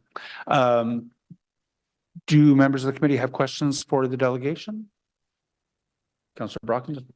Chair, I don't have a question because that delegation, I think, was an excellent summary of the analysis that the community as a whole has invested. I'm quite gifted that not only do I have active community associations, but there are subgroups in this case that look at us, and they're progressive focused. And I think they've clearly outlined what our main concerns are. And you've heard some fair comparisons to other developments in the ward where parking much closer to transit is much more generous than a site here that's 4 kilometers away from a transit station. So thank you very much for your delegation. Thank you. I don't see any further questions. Thank you very much for your presentation. Patrick Morton is up next, followed by Peter Brimacombe. I apologize. Hey, good morning. You can hear me okay? We can. Thank you very much. You have 5 minutes to address the committee. Oh, and you brought the dog. That's perfect. I brought the dog. I saw I had to be competitive with cuteness, so I'll let her go now. So good morning, committee. Thanks for having us today. My name is Patrick. I'm the chair of the Affordable Housing and Planning Committee with the Hunt Club Community Association. I actually had a slide deck. I don't know if that made its way in or not, if we're able to show that. But as Andre mentioned, we've been working on this for about a year. I'm really proud of the work that we did as a community to get all these diverse perspectives together. So as you mentioned, our main concern is the parking. And what I'm just going to do, I'm going to quickly look through the context here as someone I live very close to the site. I walk, I bike, I take transit here. So I just want to talk a bit about the context of how demand for parking might shape up, whether it's feasible to live without a car. Patrick, they're just bringing your presentation up now. Right. Thanks. Could we go to the next slide then? So this is the site here. We're not quite in a 15-minute neighborhood. I would like to be, but the nearest grocery store is a 1.3 kilometer walk. And the walk's not the most pleasant. It's along the busy arterial through a couple of parking lots. I just want to mention there is a proposed additional development that's quite nearby. Obviously, you're not considering that today, but that's something that the community has been considering when looking at the traffic impacts. The intersection there, Hunt Club Riverside, is quite dangerous and has a failing rating. So next slide, please. For active transportation, the picture's a bit better. We can get to South Keys in the east. That's a fairly safe route. To go north, there's a missing link along Riverside Drive. It's a bit hard to see from the application here, but the green line is, I believe that's a plan. It's not, that doesn't exist at the moment. But you can get by bike on Riverside Drive, but it is quite dangerous. It's not the most pleasant, but there are options. Next slide, please. Just to quickly talk about the transit options, we are quite far from any rapid transit. The Route 90 comes once every 15 minutes. It's about a 75% reliability rating as for the app that I use when I commute on that route. And it is best suited for commutes to go downtown or to go to the shopping center at South Keys. Connections elsewhere in the city are much more challenging. As you can see, you have to do that hike down to Hunt Club and then take the routes there depending where you're going. Next slide, please. And that's just to show that we're quite far from the rapid transit lines. We only have some potential isolated measures in the future. Next slide, please. For the forecasting in the transport impact assessment, we saw that the applicant didn't need to consider any spillover parking because they had anticipated a lower demand for cars. We just wanted to note that we thought it was a little bit unreasonable to assume that transit uptake would be so high, at least when the project is completed in the context that it's in, that I've shown you. And that's because, and I did have to do some digging. I only had access to the 2009 version, but it looks like the neighborhood that they use for the baseline for demand here is, as you can see on the map, is most of those high rises are quite close to rapid transit at South Keys. Next slide, please. So the staff report mentions that this application is going to be implementing key parts of the official plan and key policy objectives, which are objectives we support. Frankly, we know we need more housing. This is a housing crisis. We just want to object a little bit on the fairness of how this is being done. That we believe we should expedite the zoning review, the zoning bylaw review, rather than focus on implementing it piecemeal. If we're going to be dropping parking minimums, that's fantastic. That's great. We should do that. It's just a little unfair to drop it in one location. A little unfair to the residents there. Next slide, please, quickly. Sorry, and this is just the zoning map of the nearby neighborhood. So I just wanted to end by saying we support incremental increases to zoning, and we think that should be on a broader base across the city. And thank you. Thank you very much, Mr. Morton. I'm checking to see if members of the committee have any questions for you, which they don't. So thank you very much for your presentation this morning. Thanks. Peter Brimacombe is next. I apologize again if I've mispronounced that, followed by John Reed.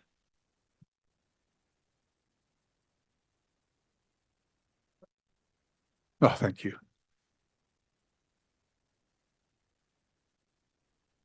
Yes. When you're ready, you'll have 5 minutes to make a presentation to the committee. And I've cut it down to 1 minute.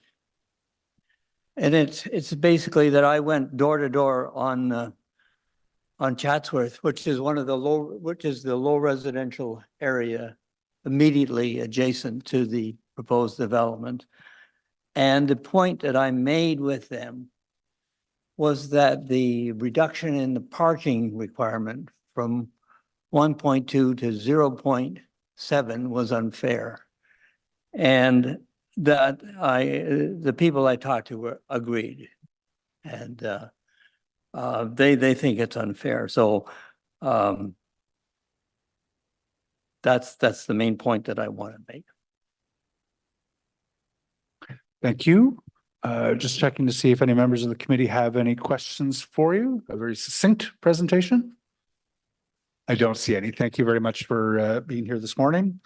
Mr. Reed, who will be followed by Audrey Bélanger-Barr. Good morning, Mr. Chair, councillors. I do not have twins or a dog, but I do have my teddy bear, which I hope will be adequate to give you that sort of emotional lift. I'm a long-time resident living within 300 meters of this proposed development. I support the proposal, but with a reservation. This area is not close to amenities, as stated on page 10 of the report to this committee and council by planning services. And I'm referring specifically to services of the Ottawa Public Library, which are ignored in the report. The nearest OPL branch is Greenborough, which is 5.7 kilometers distant on foot, or 30 minutes by bus. And that means that a parent taking their kid to story time spends twice as long on the bus as at the event. The next nearest branches are Alta Vista, which is a 40-minute bus ride, and Emerald Plaza, 45 minutes. Now, the average distance inside the Greenbelt to a library branch is 2.8 kilometers. So this development is twice as distant as the average. That's probably the worst library access within the Greenbelt. Is that what's meant by close to amenities? Or perhaps the planning services don't consider libraries an amenity. Why should future residents of this Jennings Brothers proposal not have reasonably equitable access to the library service they'll be paying for? What we have is an apparent example of siloed thinking, a disconnect between planning and the library. This kind of lack of amenity is an example of why residents of this proposed development are more likely to want personal transportation. You know, laudable as the official plan goal is to encourage residents to be less dependent on private vehicles, that only works if public transportation options are reliable and reasonably convenient. Well, reliability can be fixed, but it remains inconvenient for travel from this development to any present library branch. You can get into the situation, as happened with prohibition in the US, where pursuing a worthy objective led to widespread problems. And I anticipate parking in the vicinity being one of those problems. If there were a library branch at or near the Hunt Club Riverside Park Community Center, it would be 2 kilometers distant walking and 10 minutes by bus. The Community Association has been requesting this, and it has been ignored by the city for decades. With this continuing lack of will by the city to provide the area with a reasonably convenient library service, I ask that no deviation from the presently applicable minimum parking requirement be granted, or as at a minimum, the MOU suggested by Councillor Brockington be implemented. Thank you for your attention. Mr. Reid, thank you very much for your presentation. Councillor Brockington has a question for you. I just wanted to thank Dr. Reid for illustrating an important point that he and a number who serve on a working group in River Ward raise, and that is our access to basic city services, in this case, library services. River Ward is one of few wards without a library branch, and their group have done some very good work at mapping out how long it takes people now, particularly by bus, to get to branches in the other wards. So he's illustrating a point that despite our best intentions to rebuild the city into 15-minute neighborhoods, it still has a set of challenges that he's illustrating today. So thank you, Chair, and thank you, Dr. Reid. Thank you. Thank you, Councillor Brockington. Dr. Reid, I see no further questions for you. Thank you very much for your presentation this morning. Thank you, Mr. Chair. Thank you. Moving on then to Audrey, and we'll find out who is with Audrey, who will be then followed by our last delegation, Joanne. Ms. Belanger-Bauer, you have 5 minutes to address the committee. And you're on mute. Okay, thank you. You can hear me? We can, thank you. Perfect. This is Mr. Mittens, a cat who loves to go outside but is terrified of high-speed vehicles. So my name is Audrey Belanger-Bauer, and I would first like to state how pleased I am at the prospect of welcoming 392 new families to our neighborhood. Given the environmental, housing, and affordability crisis that plague our city, including our neighborhood, a high-density housing development that provides more housing options is good. Not to mention that additional supply is crucially needed, since local rents have nearly doubled in less than a decade in our neighborhood. Our neighborhood is also gentrifying from a lack of supply. Most residents could not afford to buy or rent their own home at current market rates. The HCCA regularly receives emails from families in search of housing, and we know the need exists urgently now. And we know for a fact that there are many people who would love to live here, making this a good location for smart densification. The bylaw amendments sought to allow more housing are reasonable and should be approved. The main concern of the HCCA is that we are less keen on welcoming a horde of new space-hungry cars into our streets while we already struggle with life-sucking traffic. Cars are loud, they're unpleasant, they're polluting, and people bring life, connections, and a stronger sense of community. And these are legitimate concerns. They shouldn't be carelessly dismissed. The HCCA brief included options developed by our housing committee, who have been commendable in exploring all facets of concerns. The recommendations were adopted unanimously, but there was some dissent in the area of parking, namely mine, because I'm an avid amateur urbanist. I don't personally believe that additional parking is necessary to guarantee the successful integration of the proposed development in our community. Rather, I think the success is entirely dependent on the forward thinking and successful planning of the city, and that's ultimately you. The best way to avoid car dependency, a ton of traffic, and streets overflowing with parked cars is to offer alternatives so new residents do not need to buy cars in the first place to go about their everyday business. If we do not have additional bus lines like the new Route 91 that OC Transpo proposed, and protected cycling infrastructure from the development to nearby services, the concerns of residents heard today will be completely vindicated. Not increasing parking yields high benefits. It supports more affordable housing, as additional parking can cost up to $100K per unit. It promotes active transportation, helps alleviate the environmental crisis, and makes residents healthier and happier. It is more inclusive also for children and elderly residents who cannot drive, in alignment with the city's official plan. We are in a housing affordability crisis, environmental crisis. The city is in a financial crisis, needing more sustainable and less costly infrastructure, and we need to take bold action. When densification is done right, we can solve all of these crises, one development at a time. But it needs to be an opportunity. It needs to be something where services are brought in so that you can take me out of my car, so I don't contribute to that traffic, and that the residents who do need to drive are able to do so easily. Riverside is a hostile environment for cyclists and pedestrians. Uplands Drive is a high-speed danger for our children, and there are parks on that street. Hunt Club Road is a death trap with a bicycle gutter that disappears without warning. And we need to make these more complete streets safe for all road users for this development to be a real success. The development, in my personal opinion, is well located for that 15 neighborhood aspiration because it is within 10 minutes bike ride from most services that will be needed. The library is a little bit further, but you can still access it in less than half an hour by bike and on mostly safe routes. Otherwise, if we don't do this, the negative externalities on our neighborhood will definitely materialize. Hopefully, we can bridge the parking issue with the parking garage nearby. It's a big risk for residents in our community.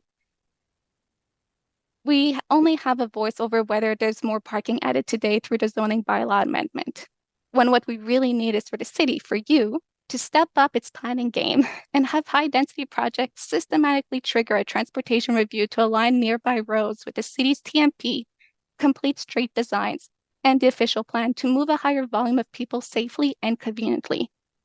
I would like to see a motion that reflects this, to refer this to the Transportation Committee because we have high density propositions in a small area, so that the Riverside Drive, Hunt Club Road, Uplands Drive can be reviewed and plans drawn out to improve service levels by 2030.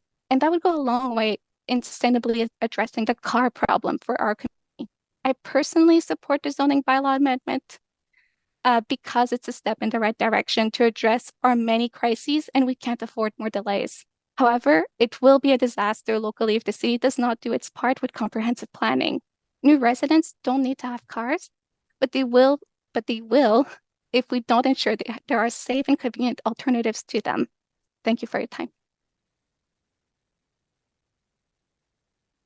Hi, Audrey. I just want to thank you so much for coming and for your really thoughtful delegation.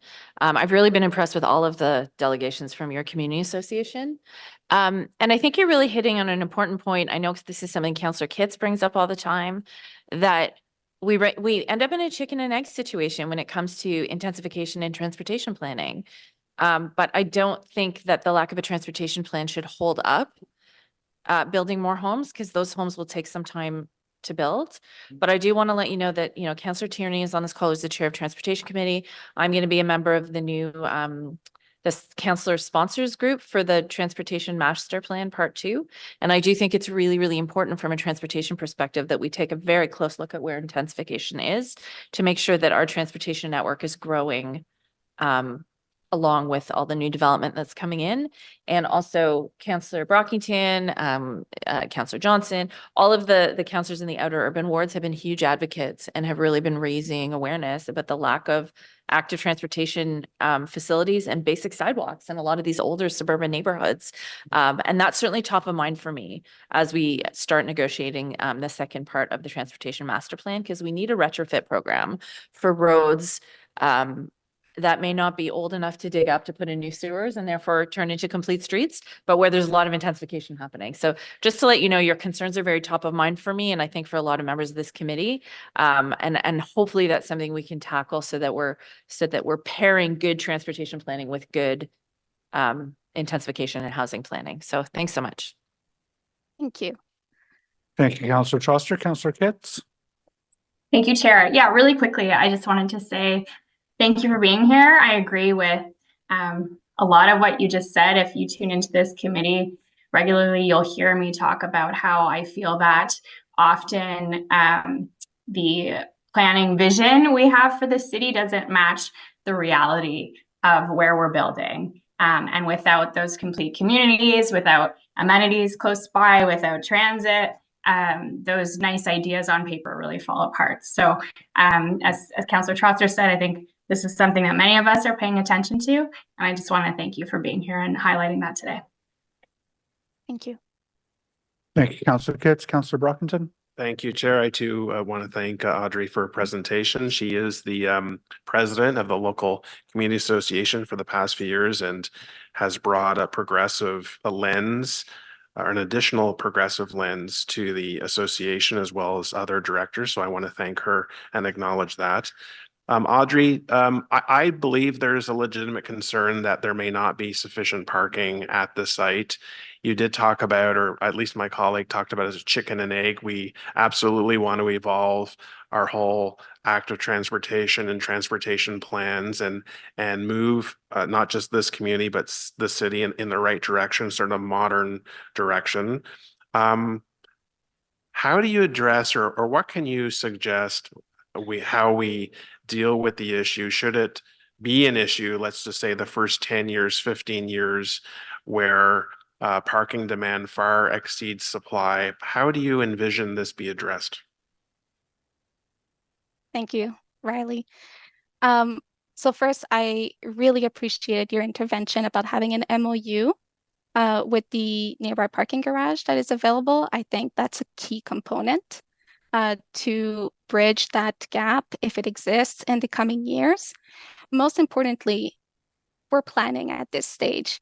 We know that this development is not coming next year. It's not coming the year after. It's coming in a few years. We have time to plan these alternatives, to put in some basic protected infrastructure so that cycling isn't scary for me. As somebody who has recovered from a brain injury, I am terrified at the idea that I could be cycling in a place where a car could hit me because the driver is momentarily distracted or something goes wrong.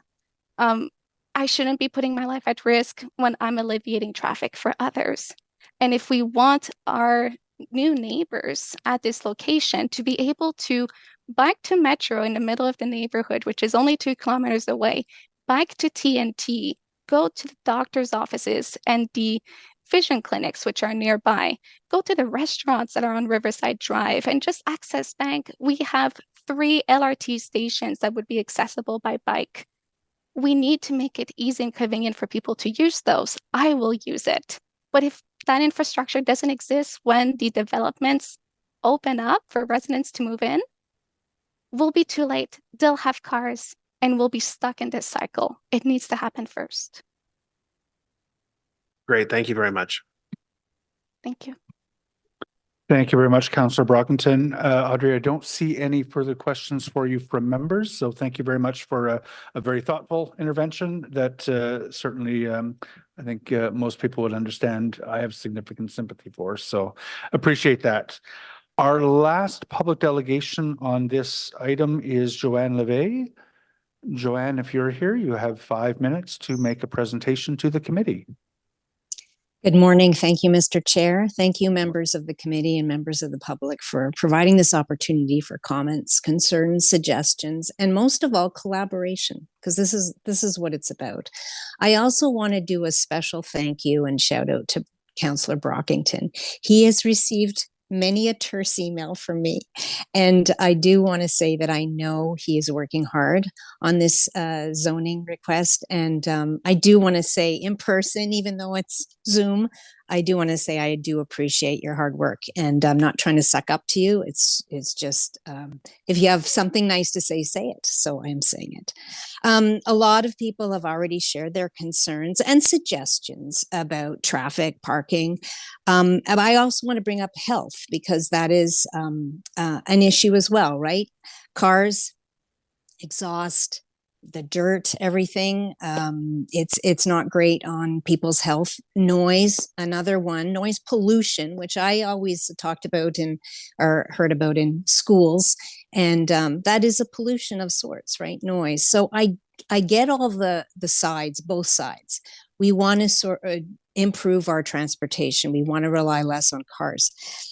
But in terms of my background, I'll say I live on Chatsworth. Surprise. So Kelly, if anybody wants my contact information, Andre, Patrick, Peter, John, Audrey, Connor especially, I'm more than happy to have you share it with them. But I do want to address the fact that I've lived in Montreal for 25 years. I've lived in Toronto for 16 years. And January 2008, I moved to Ottawa and I've been here for, I think this is my 16th year. I will say this, when I lived in Toronto and I moved here, the Welcome to Ottawa sign said population 750,000. So I get the fact that we need housing. What I'm concerned about is the parking. I'm seeing it already now where cars are lined up along uplands. And when they do have a big event at the formerly Tudor Hall, cars are parked everywhere on the grass by the IBM building and of course on both sides of the street on Chatsworth. So health also means emergency vehicles. If cars are parked on both sides of Chatsworth, emergency vehicles, two-way traffic could not happen. So that is a concern for me. So I look at this whole building as the planning stage, the journey stage, and then the outcome. I also wanted to talk about the journey, and that's if there's some way, like Connor asked, if we can have some sort of wall put up while construction is going on, that would be most appreciated. Trucks are going to be going by there every day. Debris is going to be pushed up. And I, for one, I wouldn't appreciate that. I am speaking from myself, or maybe I'm representing Chatsworth residents. I would love to collaborate with the builders. I would love to be able to chat with them, find out their plans during the journey so that I'm prepared and so that my neighbors are prepared. But getting back to the parking, last I checked, we have a really, really intense winter season. And I'm really seeing very few bicycles on the bike lanes that are provided in the outskirts of the downtown core. I mean, we don't live in Holland, you know, where people, that's their main mode of transportation is cycling. And my best friend lives there, so I know. But, and in Toronto, I will say, when I wanted to go downtown, because I lived in the upper area of Toronto, I never thought twice about taking my car. I did not take my car because parking was hell. I would take public transportation because I knew it would get me there fast and efficiently. Unfortunately, having been in Ottawa since 2008, I'm just not seeing or feeling that. And you're taking it from somebody who's lived in 3 different areas of the city. Oh, am I over? Oh, sorry. Oh, sorry. So I'm just saying that is a challenge. I've taken public transportation downtown. It's not fun. With the LRT breaking down, I always second guess, should I take public transportation or is it going to take me an hour and a half to 2 hours to get to my destination, which is downtown Ottawa? So the parking is going to be scary and transportation is another concern of mine. And like I said, a wall, something, so we have some privacy while the construction's going on would be great. Anyways, thank you for listening. I appreciate everyone's contribution, and I'm getting all these kind of looks. So I think it's the hook taking me off stage. So I appreciate you listening though. Thank you, Ms. LeVay. Councillor Brockington has a question for you. Thanks, Chair. Thanks, Joanne, for your delegation today. I just wanted to say, jump ahead a bit here that before construction starts, what I normally host in communities is what I call a construction mitigation meeting, where the proponent, their contractors, community, myself sit down and we talk about how to make it as pleasant an experience as possible, but ways to mitigate impact on the community, and I would commit to doing that as well. And the other comment I'll make at this time is, should on-street parking on Chatsworth become an issue, again, there are ways that we can sit down and talk about some options, and that's my commitment to you. Thank you. Thank you very much. I really appreciate that. And I already have ideas, but you're the experts, right? This is a great information session for me, having never sat on these kinds of committees before. So, and to conversate with, is that a word? Anyways, thank you very much. And I appreciate that, Councillor Barkington. Thank you so much. It's a word now. Ms. LeVay, I don't see any further questions for you from committee members. So thank you very much for your intervention this morning. Members of committee, the opportunity is now to have questions for staff. Councillor Brockington. Thank you, Chair, and thank you, colleagues, as well, for some good questions and discussion so far. Two issues I just want to go over with staff. We'll get to parking in a second. The intersection of Bowesville and Uplands has been raised many times, that this application has been before us. And the issue is when, first of all, North Bowesville is a dead end street. So the only way in and out of the street is via Uplands Drive. And Uplands Drive is about 150 meters from Riverside. So very close to the Riverside Uplands intersection. And so in the morning in particular, as people are leaving the community by car and other means, there's quite a queue that happens here. And exiting Bowesville can be tricky. Can staff just talk me through how this intersection in particular was analyzed? People have raised concerns with Uplands and Riverside and further south at Hunt Club. But the one I want to focus my comments on today, Chair, is Bowesville and Uplands. Talk to me about the type of assessment that was undertaken. Are there safety concerns that staff have identified, and are there improvements that will be implemented once the development is built, because the city is acknowledging that there are some issues here? Thank you. Thank you, Councillor. Through you, Chair. I don't have the specifics. Unfortunately, I'm not a transportation expert or transportation project manager. I do rely on our transportation team to review the reports that are submitted with an application. And I did speak to my colleague throughout the review of the application, and most recently preparing for this meeting, to ask about concerns or any additional comments that they did have. And I was told, just in general terms, and I apologize, I don't have the specifics. I can get those to you later this week. But I was told that there's no concerns in terms of looking at the additional traffic that will be generated from the development. That obviously there are high levels of traffic on Riverside, on Hunt Club. There are arterial roads. That's what they're designed to do. Uplands is not one of those, but it still does have, a reasonable amount of traffic on it. And I've been told that, that the amount of additional traffic that will be generated is not too much for the roads to handle. And I hopefully have my colleague is listening right now. I'm hoping that he's going to chime in and provide some answers, and perhaps in a few minutes I'll be able to give you some more information. Yeah, I was wondering if in the interest of time, I could request that a memo be circulated to the committee so that we could have a better understanding of, like I said, the analysis that was undertaken, the volumes that are projected, particularly at rush hour, how staff anticipate cars exiting Bowesville will intersect with the traffic on Uplands.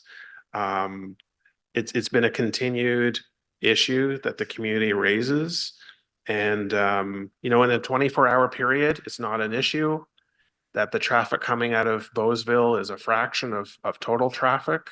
I understand that, but there are periods where you've got the gas station across the road that has its own exit lane. You've got a bus stop on the other side of this intersection. There's a lot going on that people have raised.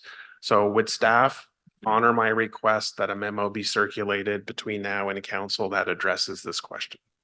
That would be fine. I've actually just received a comment from my colleague. He's listening in, and he said certainly that that they can do that. Fair enough. Thank you. The other question I want to pose to you today is your support for a reduced minimum parking ratio. No one in the community is asking for the ratio to go above the council supported minimum ratios. What people are saying is the minimum ratio for residential is 1.2 and a visitor 0.2. That's what people are questioning is staff's support to go lower. So could you just expand on that? Why this particular development at this particular location, when other delegates spoke to other developments, even within River Ward, where the parking ratio is higher, closer to transit, this is further away, and staff are supporting a reduced ratio. Could you just expand your thinking on that point, please? Sure. Thanks, Councillor, and through you, Mr. Chair. Just to start off, as I'm sure most of you are aware, each application is reviewed on their own merits. And so, yes, there are other files that perhaps have provided a greater amount of parking. In this case, we look at it as the application was presented to us with a reduction in parking in this area. As you know, there are a lot of policies in the official plan that do support a reduction in parking. The zoning team is also currently reviewing the entire City of Ottawa zoning bylaw, which will likely result in a reduction of parking requirements in various areas across the city.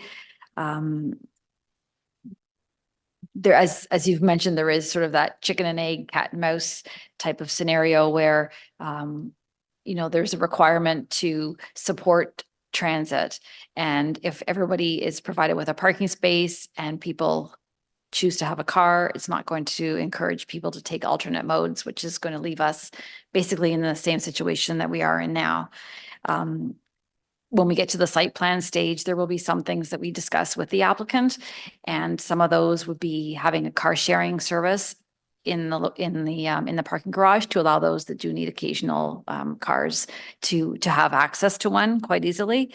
Something else that will be in the purchase and sale agreement or in the leasing agreement with the applicant is there'll be a notice in there to advise the potential resident that what the parking rates are and what parking is available to them if they are able to obtain parking or not. And so it would be my thought that if somebody needs a car and they've been told at their future home that they're not going to be having a parking space, and we'll also be letting them know that they cannot rely on street parking as a long-term solution to a parking, like a lack of personal parking for themselves, that I would assume that they would not choose to move there if it doesn't meet their needs. And that's something that I just think makes sense. If you need a car and you don't get a parking space and you can't rely on street parking, then you look elsewhere. And as I think as Mr. Casagrande mentioned, the applicant is also well aware of what is driving the market right now and what consumers are looking for, and would not be proposing something that is not going to sell or that's not going to rent, because that would not make good business sense. And also another point that was mentioned as well, providing parking, underground parking, also significantly increases the cost of the units. So again, that would be a cost that would be passed on to the residents in the building, which makes them less affordable than what they would be if there wasn't parking. So again, residents would have that option of paying more to have a parking space. So there's many different options available in terms of OC Transpo. They are circulated on development applications, and they are constantly assessing the routes and the services that they provide, obtaining information through ridership numbers and also through the drivers to find out how routes are operating, and they can tweak the routes. But I definitely can see that increasing transit, improving transit reliability is obviously a huge factor to help any of these projects succeed. The irony is that until a few weeks ago, OC Transpo cut this route that serves this community. The Route 90 was going to come off of Riverside and Uplands. And through my interventions and summarizing community concerns, that was saved. But there was not going to be any bus that connected this development with Herdman Station, where it goes now, so people can get on the LRT. The replacement was simply a neighborhood loop. And it's a bit of a head scratcher. But my last question is, can you talk about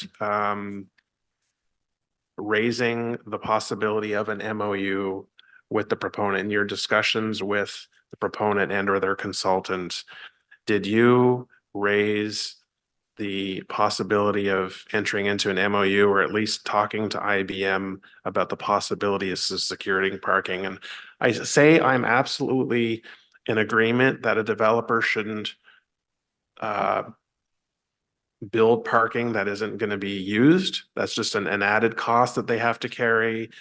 It's reflected in the rents or the price of the housing, and we want to find that sweet spot equilibrium. I completely get that that concern, but we need a plan B just in case. And when you see the amount of parking right next door that is underutilized, a parking garage, surface parking, hundreds of spots, literally right next door. If I was the builder, I'd be like, I would actually want to see how much of that I can use for my development, a long-term lease, and not have to build as much underground parking at a huge cost when the parking already exists. But can you just elaborate what work you did in that regard, if any? Thanks, Mr. Chair, or Mr. Councillor, through you, Mr. Chair. No, I did not speak to them about using the IBM building. I was aware of your conversations with them, but I did not discuss that with them. I was comfortable with the reduction in parking that was being proposed. Okay, I guess, Chair, my last thoughts are, I want to see this site developed. I want to see residential here. I'm not opposed to the 14 stories. I'm going to reserve my vote today until I can get some more information on the parking. What my community is asking for is that the minimum ratios be respected. In fact, I wouldn't even push on the visitor parking. I'm probably okay with 0.1. So today I'm not going to support this, but I hope that with additional information between now and council, and whether the proponent has additional conversations with IBM, if something even informally can be secured that can provide my community with comfort, knowing that there is a plan B, that's probably will push me over the line to support this. But today I want to respect the comments that we've received and hope that between now and council, more information can be provided. Thank you. So my understanding is city staff are prepared to address some of that traffic or parking now. Am I right on that, Lily? We have some staff available, so. Yes, Chair, the responsible transportation review staff is available to speak to the transportation review if it is required by the committee and the chair.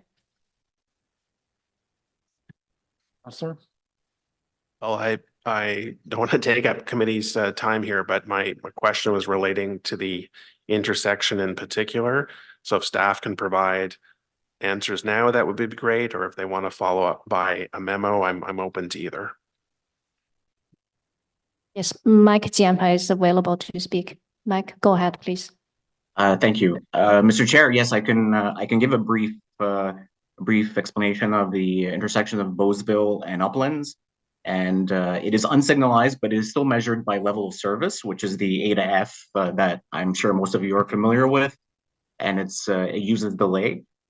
So it was analyzed in the original TIA from 2022 or 2020. I can't quite remember. I apologize. But it turns out that the level of service for all movements is A and B, so it varies.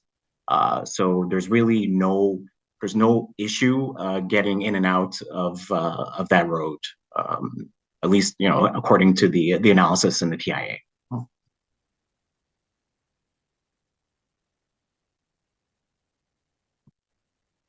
Thank you very much, Mike. Councillor Tierney. Great. Thank you, Mr. Chair.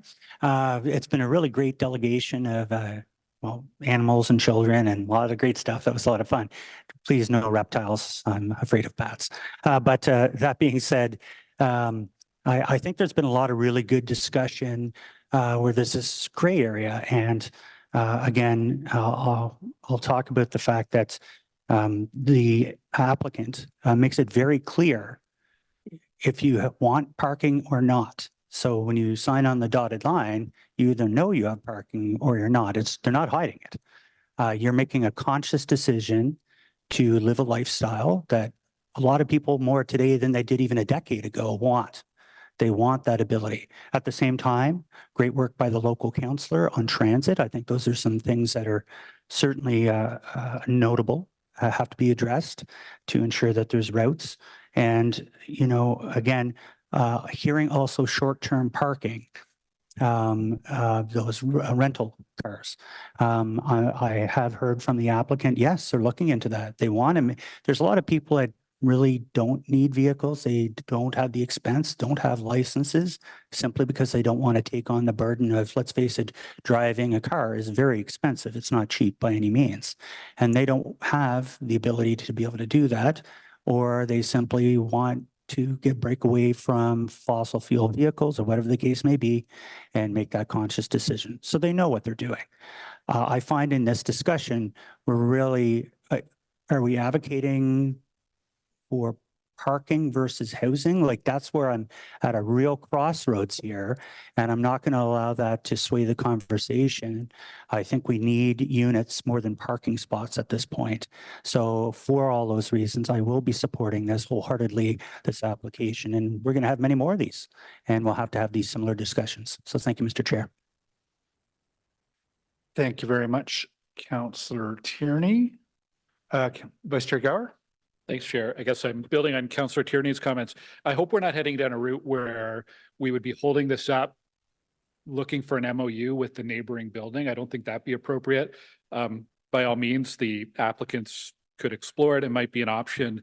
I remember a few years ago asking our policy staff where our parking minima comes from. Where does that policy come from? What's it based on?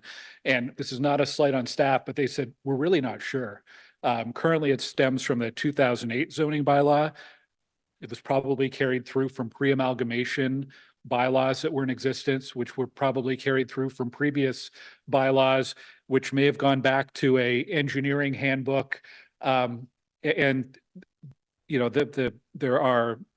There are assumptions all over the place about where parking should be, but the origin of these minima come from a time before we were talking about climate change, before we were talking about active transportation. I think even when we weren't even focused on transit, it was at the expense of a car-centered thinking around planning. So there's a lot of cities that are completely eliminating parking minimums, as we know. Edmonton has done it, Minneapolis, St. Paul, many others, and we may be heading down that path soon as well. We'll see. But too much parking leads to lower density, less affordability, more cars, more traffic, fewer people choosing transit. We're addicted to parking right now, and I think staff is right in their assessment that this is reasonable based on the application in front of us and the market forces and the actual demand that exists for parking. So I'll support the staff application. And yes, you're right, Councillor Tierney will be discussing this again and again over the next few months. Thanks, Chair. Thank you very much, Vice Chair. Yeah, we're approving most of our housing in this city with parking despite the trends. Most of the units for which zoning amendments are being made to facilitate their construction are being built with parking despite all of the trends globally. And I think that's, that's certainly a nod to what residents are asking us to do, but it's out of sort to the long-term environmental and economic sustainability of our city. So I am more than happy to vote in favor of a development that seeks to reduce the parking minimum to a 0.7, which is still a lot of new parking being built. I don't see any other hands up for questions. Did you want to yay and nay? Is this item carried? With the dissent from Councillor Brock. All right, thank you, colleagues. I believe that is the end of the development applications today. Thank you very much, Tracy, for all your work on the file. Thank you very much to the members of the public who came out to speak to that as well.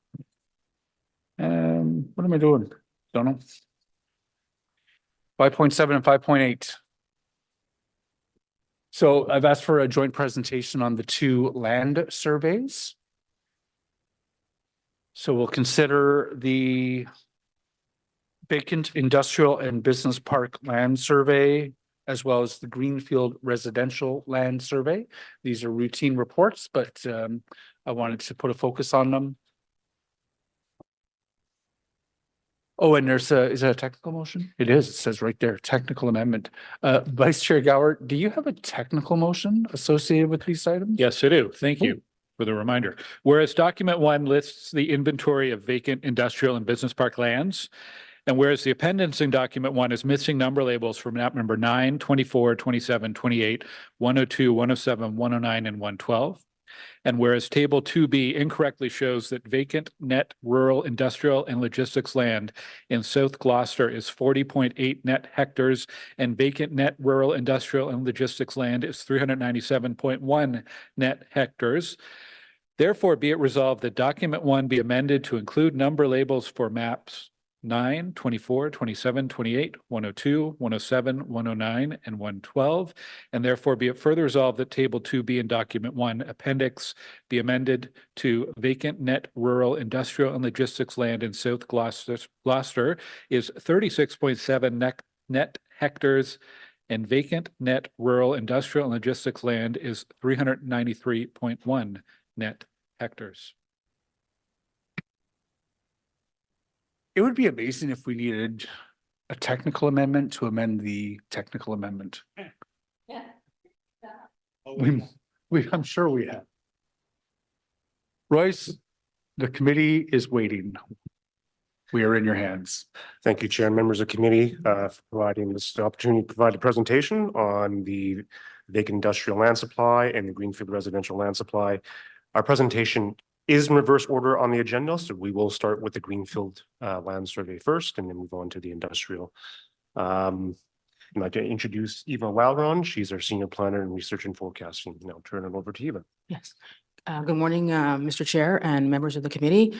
So as Royce mentioned, I'll be presenting information on our Greenfield residential land survey mid-2022 update, as well as the vacant industrial land survey mid-2022 update, focusing on the calculations we made to obtain land supply to mid-year 2022. Next slide, please. Okay, so we begin with the Greenfield residential land survey. The new official plan divides the urban area into two categories, the built-up area and the Greenfield area. And the Greenfield land survey monitors the residential land supply within the Greenfield area. And the Greenfield area of itself is Greenfield residential supply is separated into two categories: existing designated Greenfield supply and council-adopted urban expansion areas.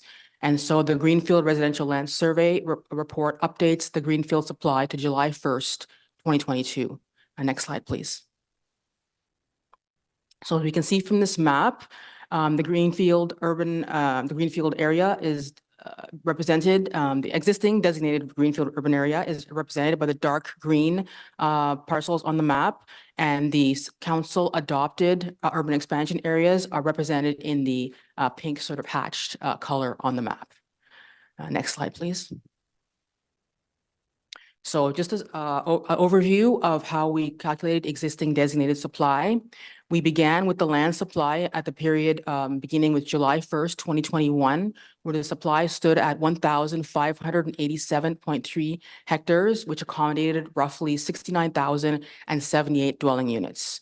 The first step was to remove land from greenfield housing starts over the 12-month period between mid-2021 and mid-2022.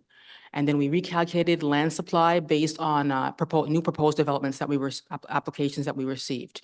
And also supply was calculated based on changes to existing development applications, and some changes that impacted supply came from changes to units, dwelling types, land area, as well as proposed density. Next slide, please. If we take a closer look at housing starts between mid-2021 and mid-2022, there were 4,258 housing starts on greenfield parcels.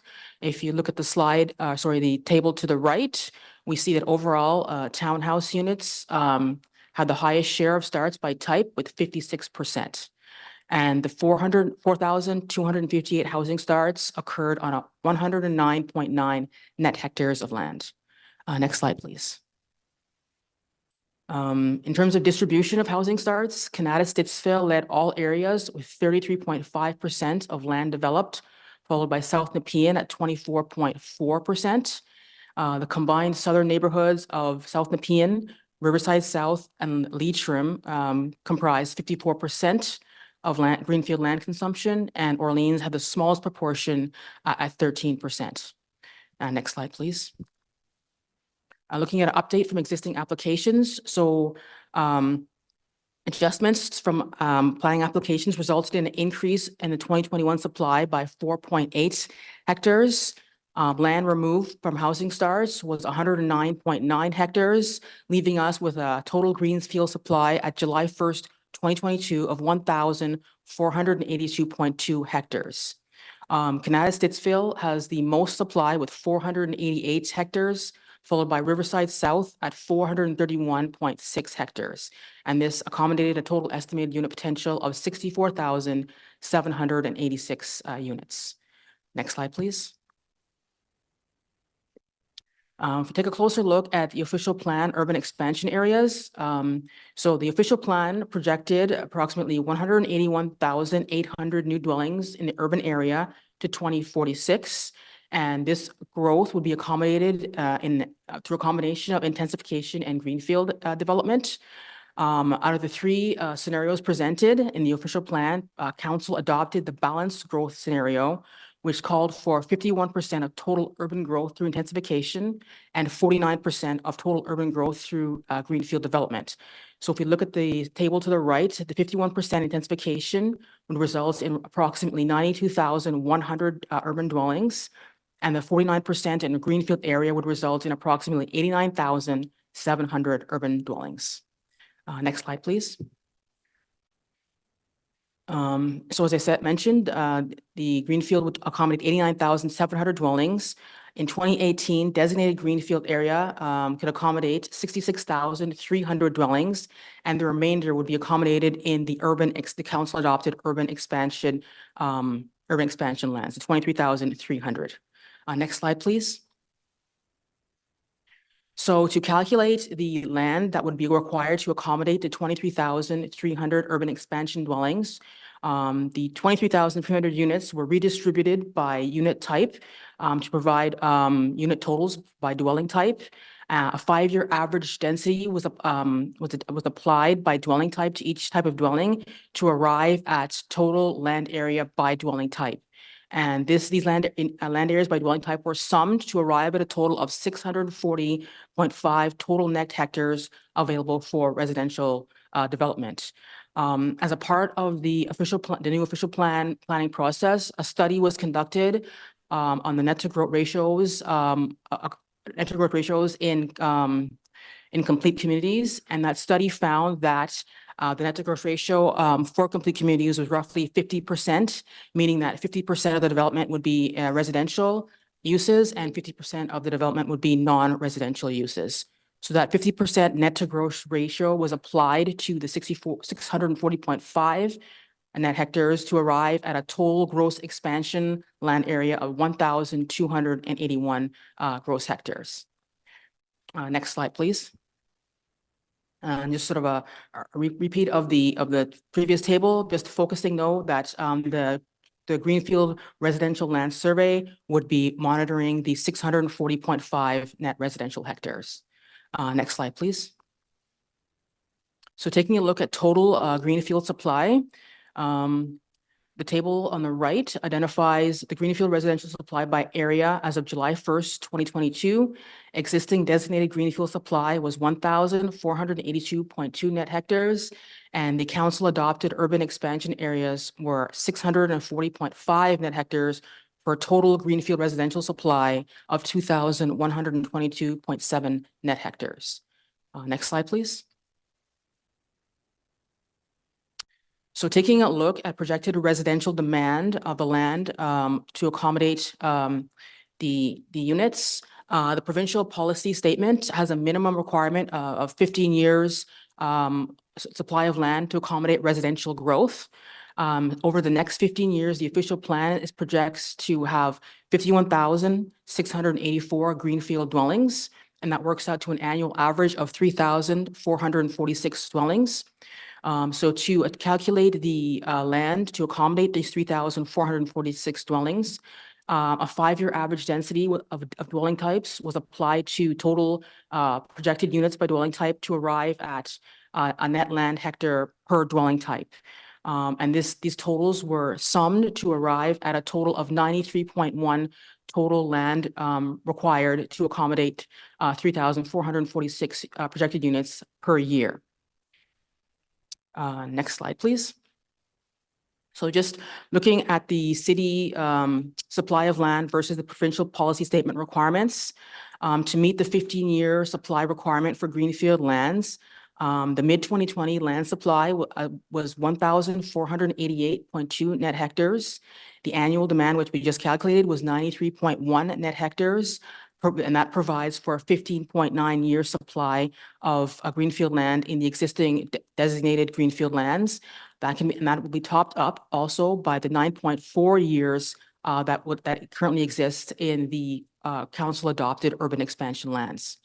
Another requirement of the provincial policy statement is for a 3-year supply of registered and draft approved greenfield lands with servicing capacity. As of mid-2022, the land supply of this type of land stood at 715.5 net hectares. And if we apply the annual demand rate of 93.1, that leaves us with 7.7 years supply worth of registered and draft approved greenfield land with servicing capacity. So in both cases, the city land meets and surpasses the 15-year and 3-year supply of land outlined required by the PPS. Next slide, please. Next slide, please. So in conclusion, we find that greenfield land supply is tracking closely with the growth projections of the new official plan. The existing designated greenfield residential supply exceeds the 15-year PPS requirement. And as we begin the secondary planning processes, we can add an additional 640.5 net hectares will be made available through the council adopted urban expansion area development for a total of 2,122.7 net hectares. And this provides a projected land supply of approximately 25 years to 2047. Next slide, please.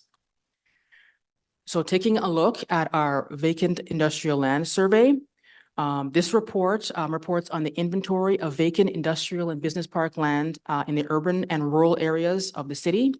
It monitors the supply and land consumption on employment lands. And the mid-2022 report examined employment lands under the previous official plan and the impact of the new land use designate, the new industrial lands designations on the employment areas in the new official plan. Next slide, please. So there were 3 new categories of industrial land designated in the new official plan: the industrial and logistics designated land, mixed industrial designated land, and rural industrial and logistics designated land. So industrial and logistics designated lands are applied mainly to those parcels of land that are more traditional industrial uses, where you would see more noxious uses in terms of smell, light, noise. Examples of this type of designation would be for warehousing, distribution, and construction. The mixed industrial designation were applied to lands that basically were a transition from the more traditional industrial to less noxious uses. Examples of this type of designation would include light industrial, small scale office, and wholesale. And the rural industrial and the logistics designation are lands that support noxious uses, but they're not suitable for the urban area or the rural countryside. Next slide, please. Okay, so focusing on the new official plan and the industrial and logistics designation, the new official plan projected approximately 189,400 new jobs to 2046. And so it's estimated that 9% of this growth, or 19,700 of those jobs, would be industrial related. And of that 19,700, over 80%, or 16,000, were to occur within industrial and mixed industrial designations. And further, most of these, or 12,200, were estimated to occur on industrial and logistics designations. Next slide, please.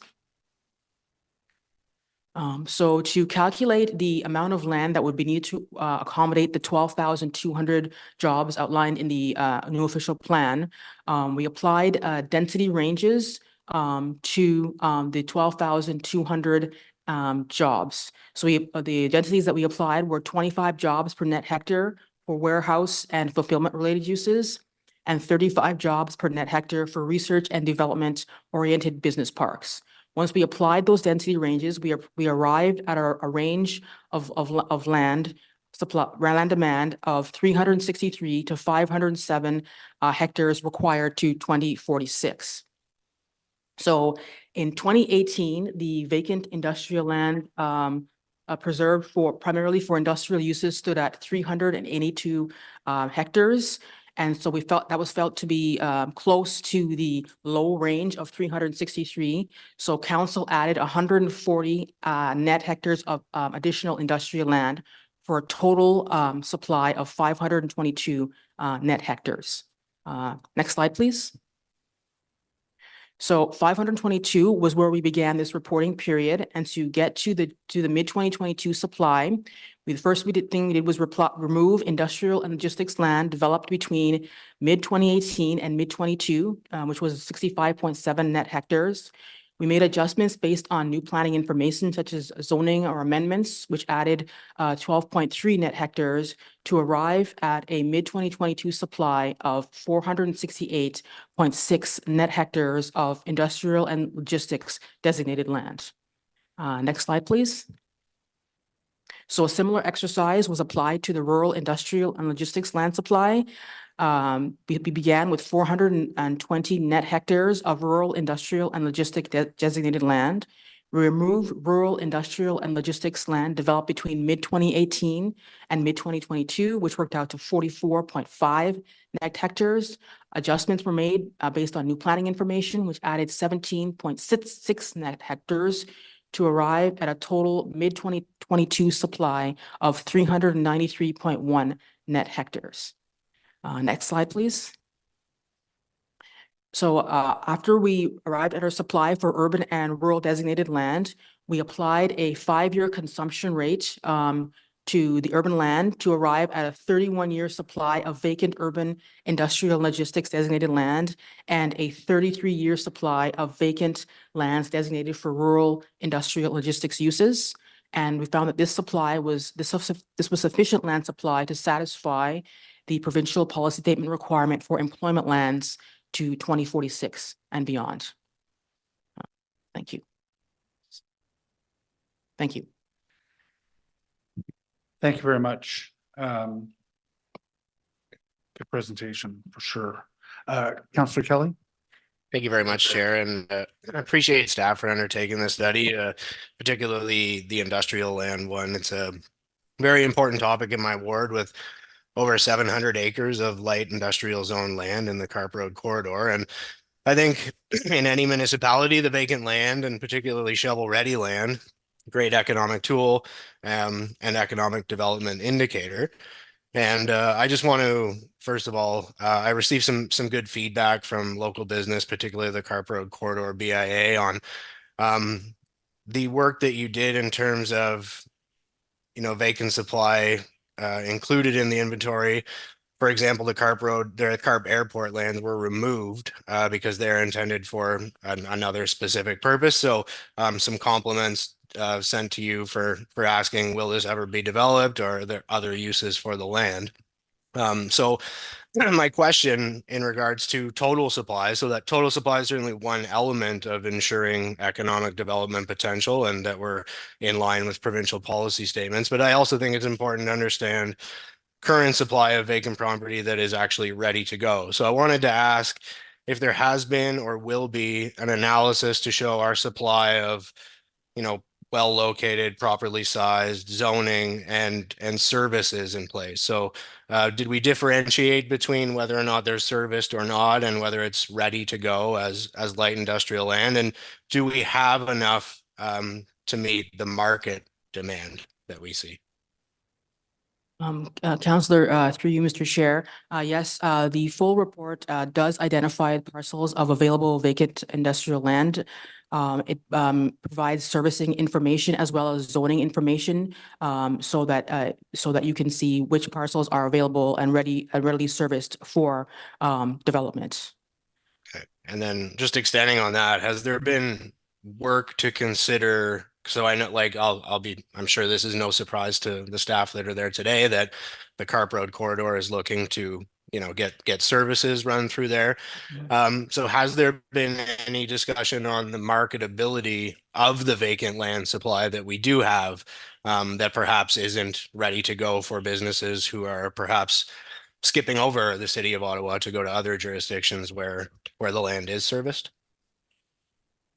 Councillor, through you, Mr. Chair, at this time, as far as there haven't been any discussions, that would be maybe a process that we could follow up with and expand the survey to follow up on that type of discussion in the future.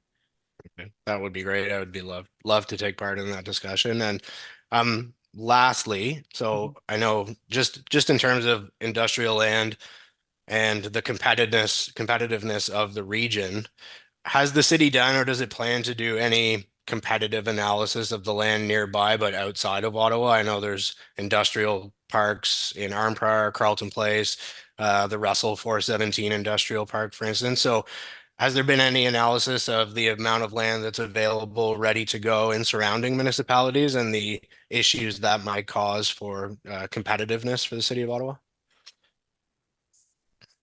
Councillor, through you, Mr. Chair, that analysis was not done as a part of this study. That once again would probably require further examination to provide that type of information on lands outside of the city of Ottawa. This was specifically a city of Ottawa study at this time. Just want to make sure we're not missing out on opportunities because the land isn't ready to go. So happy to continue those conversations, and thank you for answering my questions today. Mr. Chair, I will add to the councillor's comment there that the city does work with Invest Ottawa to look at competitiveness beyond the municipal boundary, including Gatineau on the other side, just to look at that more of a regional outlook. And it's not just on land supply, but it's also on the type of the markets for the different jurisdictions and how ready the region is for the different users that are out there. Thank you. Thanks, Chair. So the provincial policy statement requires us to have 15 years of land supply for residential development, and we have 25 years. Is that bad? Is there any downside to having 10 years more than what we're required? So, Mr. Chair, we technically have 15.9 years. once we begin the secondary planning process, the 640 can be considered as part of that supply. I guess if we look at the land supply, it's sort of an assembly line. We have 15.9 years that are getting closer to, let's say, registration and construction. But to get to that up to speed, we also have to have designated land sort of ready to go as well as the next tranche. So it could be 25 years in total, but we want to look at it in terms of how the planning process proceeds to get a building permit. I think we're in good shape in terms of as that 15.9 year supply diminishes, we then have the 9.4 years to come in and replace it and add on. And as we go through successive official plans, it would be a similar cycle. Okay, and all that additional land that the province put in and then took out again, so the extra expansion land, do you know how many extra years that could have added to our supply? Have you done that math? So in terms of the expansion portion, it probably would have added another close to 8 years, I believe, just on a rough calculation. We haven't done the math on that, but looking at the province added close to 600 net hectares, and our 640 is about 9.4. It could be about 8 to 9 years of the additional that the province did add and then subsequently removed. Okay, thank you. And I wanted to shift to the industrial and logistics report. Just to clarify, so the provincial policy statement requires us to have a certain amount of land for employment growth. Is that is it specific to industrial and logistics, or is it more broad than that when the province is looking for employment? Councillor, through you, Mr. Chair. The employment areas are basically the industrial and logistics land, the rural industrial and logistics land are lands that are more in need of preserve protection for specifically industrial land uses. So that the focus of the provincial policy statement would be on those types of lands. And so when we're looking more broadly into other types of employment growth, do we track in any way, like annual basis or otherwise, availability of lands for other industries or other economic categories? Mr. Chair, we don't. The PPS requires a specific land supply for employment areas, but there's nothing else on the remaining other than you have sufficient designated lands to meet your planning horizon. So in our case, it would be the remainder would be the rest of the urban and the village areas to accommodate that employment growth. Okay, and then as we just heard, there's a specific focus on industrial logistics because of the unique and intensive land requirements. So different perhaps than other categories of economic growth. Okay. Okay, thank you. Thanks, Chair. Thank you, Vice Chair. Councillor Kitts. Thank you, Chair, and thank you, staff, for this report and the presentation. Just a comment. I think this committee hears a lot from councillors in growth areas, especially myself, about the rapid pace of development we're seeing and the challenges that come with that. Councillor Troster, I was very pleased you called out that I always talk about the chicken and the egg situation. I feel like my message is getting through. And I think the data in this report gives some teeth to those concerns. So I do hope it provides some good context for future conversations. And although Orleans is third in total unit potential of designated greenfield supply by area, I want to point out that the breakdown by communities paints a bit of a clearer picture of what we're dealing with in Ward 19. Since you've all heard me say many times, Orleans North is not Orleans South. The ratio of net hectares per to unit potential in Maire Bleu, which is in Ward 19, has the highest development density of all the greenfield areas at 38 units per hectare, and the East Urban community comes in right behind that. So I know sometimes there's assertions that the suburbs isn't taking their share of density, but as per this report, in mid-2022, Maire Bleu, East Urban, Leitrim, Riverside South all exceeded their minimum density requirements significantly. So, you know, 16,500 new units planned in Ward 19 in the next 10 years, one urbanized east-west road to get in and out of the community. We have a stalemate with a federal agency over our transportation plan, 30-minute bus ride to the nearest LRT station. I could go on. So I hope you're all excited to help me work through that as a committee and a council, because it's certainly going to be a challenge, and I can't do it alone. So thank you, Chair. Thank you very much, Councillor Kitts. Councillor Kavanaugh. Thank you, Chair. I'm curious of how we compare to other cities, if we're typical or, you know, of our roughly our size, like major city centers in terms of supply. To Councillor, to you, Mr. Chair, we didn't do a comparison in this report of other communities.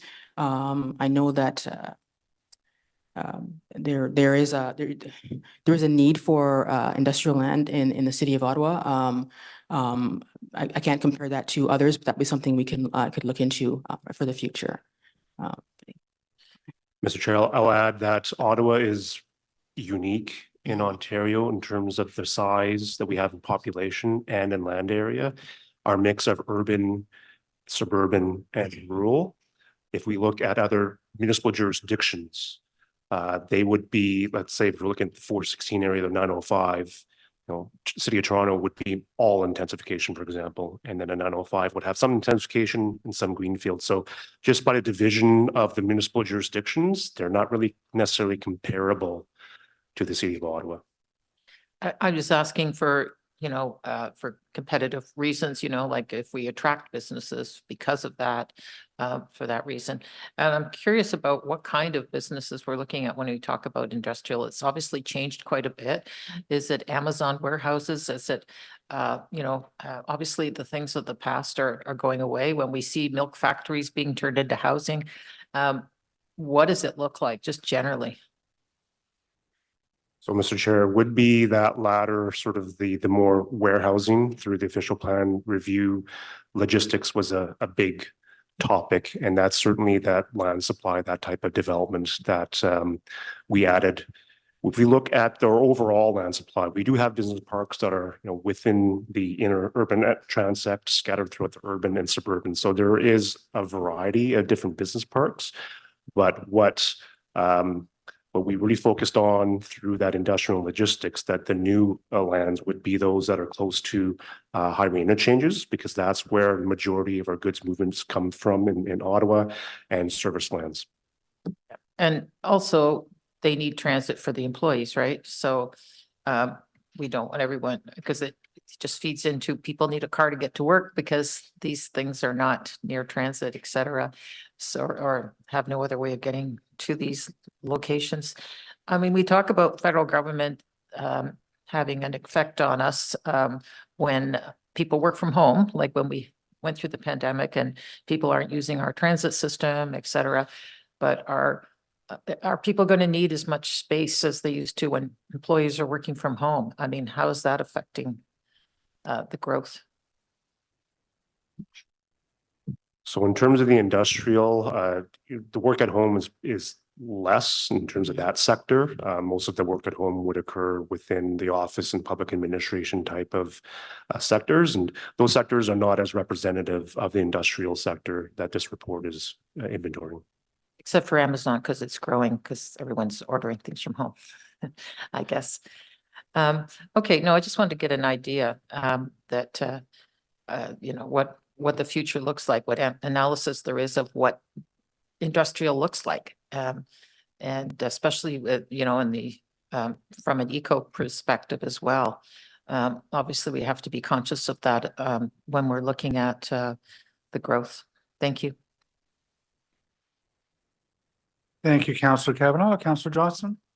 Thank you, Mr. Chair. So I was wondering, I understand that this report is looking at a land supply lens, and, you know, when Councillor Kitts says that suburban groups are doing their share of the lifting, I know what wards aren't doing their share of the lifting, and it's College Ward and some of our other, you know, outer urban wards that have a lot of land. But when we think about some of the tensions with nearby residents and all the friction that comes through. I'm sorry, I have a small oral surgery thing, so I'm a bit draggy, but all this to say, Woodward Park Business Park is kind of a spot that comes up by residents as looking like an ideal place to create density. But I assume it's zoned as, mixed industrial because we do have so many industrial spots in it. But there is also a privately owned business park that extends sort of south of the Queensway.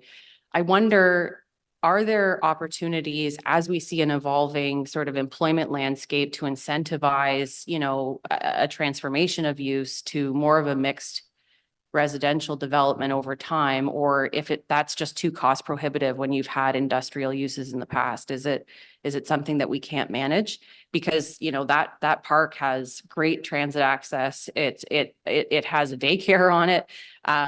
It's got quite a bit of opportunity, and I could see residents being very excited. There's one Morning Owl coffee house that, serves all of those businesses around the area, but they'd love to have, greater walkability and some other small business neighbors. So I wonder, is there an imagining of land use supply in our zoning bylaw in this respect? So, Mr. Chair, in terms of the evolution of the existing business parks, like Woodward is a good example. So through the official plan review, we did look at business parks that are at strategic locations for a different use. And a good example would be actually the Morrison Queensview Business Park, just north of the IKEA at Pinecrest and 417. That was actually industrial, had industrial designation and zoning. And we're going through a secondary plan now to turn that into a mixed use environment for residential. So there are opportunities for that from the official plan review. The next sort of step would be to look at those existing areas that do provide good locations for surrounding neighborhoods. And the official plan looks at those areas as mixed industrial. So it would still be a non-residential use, but instead of focusing on traditional industrial and warehousing, there is provisions there where locations are close to neighboring residential neighborhoods to allow for other service and residential oriented uses. And that is a move away from our previous official plan. So there's almost like this spectrum where the official plan looks at industrial areas, reviews them for a change and for additional permissions where it makes sense. Okay, thank you. I'm encouraged to hear that direction. We're going to have some great new cycling facilities at Clyde and La Perriere as well. That's going to attach River Ward better to Carling as well with Councillor Kavanaugh's ward. But I'll continue the conversation offline. Thank you.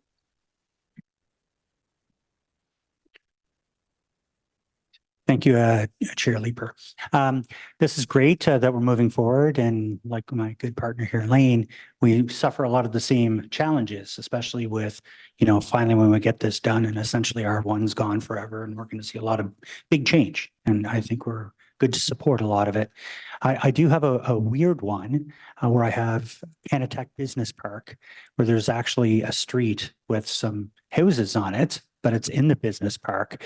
Do they make accommodations for those kind of cutouts? Because it's right next to Montreal Road Station. And of course, they get scooped into different zones all the time. I just want to, do we see a lot of that, or is that pretty much an anomaly?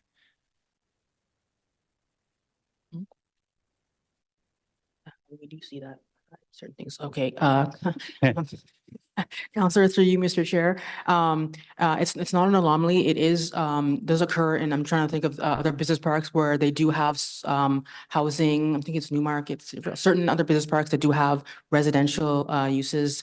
It's generally from the past that are still accommodated within the industrial development. So Canatech is not unique in that situation. Okay, good to hear. Yeah, I've noticed a lot of new tenants too, like really kitschy, cool. Like shout out to Dominion City Brew Company and the Authentic Bakery, and it's a real good spot, and they're very excited for that Montreal Road Station to open. Connectivity to that, I know that's a separate department. Wait, that's in my department. But on that front, I just want to make sure that we're making accommodations where, people are treated like residents, because they've dealt with this with even the school boards where they get scooped up in Orleans, but they're in Beacon Hill. So I just want to make sure we're aware of these different situations. We could talk offline about that for sure. Yeah, perfect. Thank you. Yeah. Thank you very much, Councillor Tierney. I don't see any other questions. I want to thank you very much for the presentation today. I hope that there are members of the public who are still tuned into that last item, because this is the fundamental math that determines what the city is going to look like down the road. The province has a policy statement that describes how our city is going to accommodate growth, a requirement that we have an official plan that describes how that growth is going to occur. And the math that we've heard today is what describes what that official plan is going to say. And then that official plan turns into master plans to determine how we're going to build the infrastructure that we need in order to be able to accommodate that growth. That turns into development charges that describe how we're going to pay for that growth. And then that comes into a long-range financial plan, which ultimately winds up becoming kind of a budget discussion year after year. I think to the public eye, it looks like City Council is often dealing with a bunch of one-off decisions. And what do we want to deal with today, this month, this year? And the math that these folks have described is what drives that decision at a very fundamental level. And it's important to pay attention to. So I do hope there are some members of the public who tuned into that part. Thank you very much for the presentation this afternoon. That was very useful. Okay, let's take us on out of here.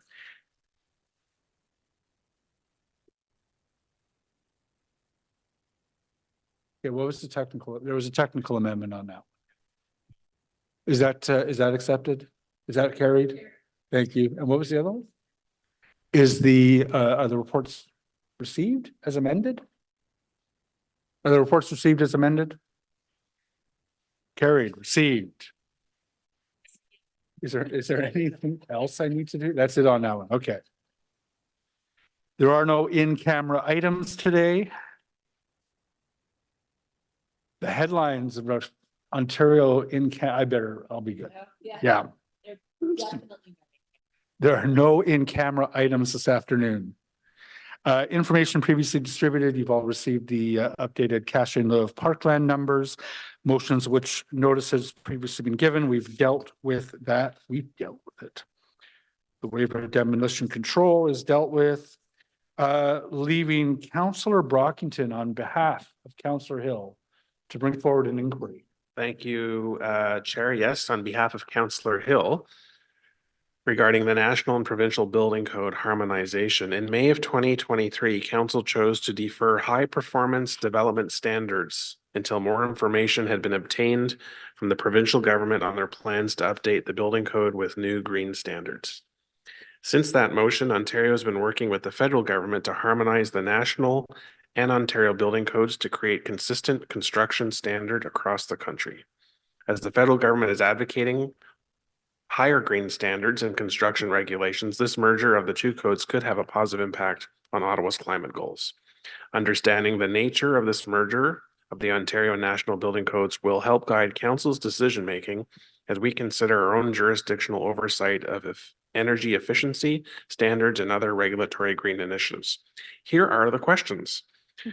To staff, to the best of staff's knowledge, what is the status of the harmonization of the national and provincial building codes?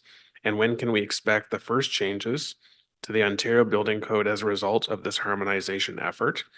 And second, does Building Code Services expect that this merger will increase or decrease the standards for energy efficiency and other green building practices here in Ottawa? Thank you, Chair. Thank you very much, Councillor Brockington. I have some questions, but I would like to preface it with some comments, if I may. That's it for inquiries. There we have no other business. I know. I am fired. Adjournment. Our next meeting will be on Wednesday, January 31st, 2024. Thank you, colleagues. Thanks.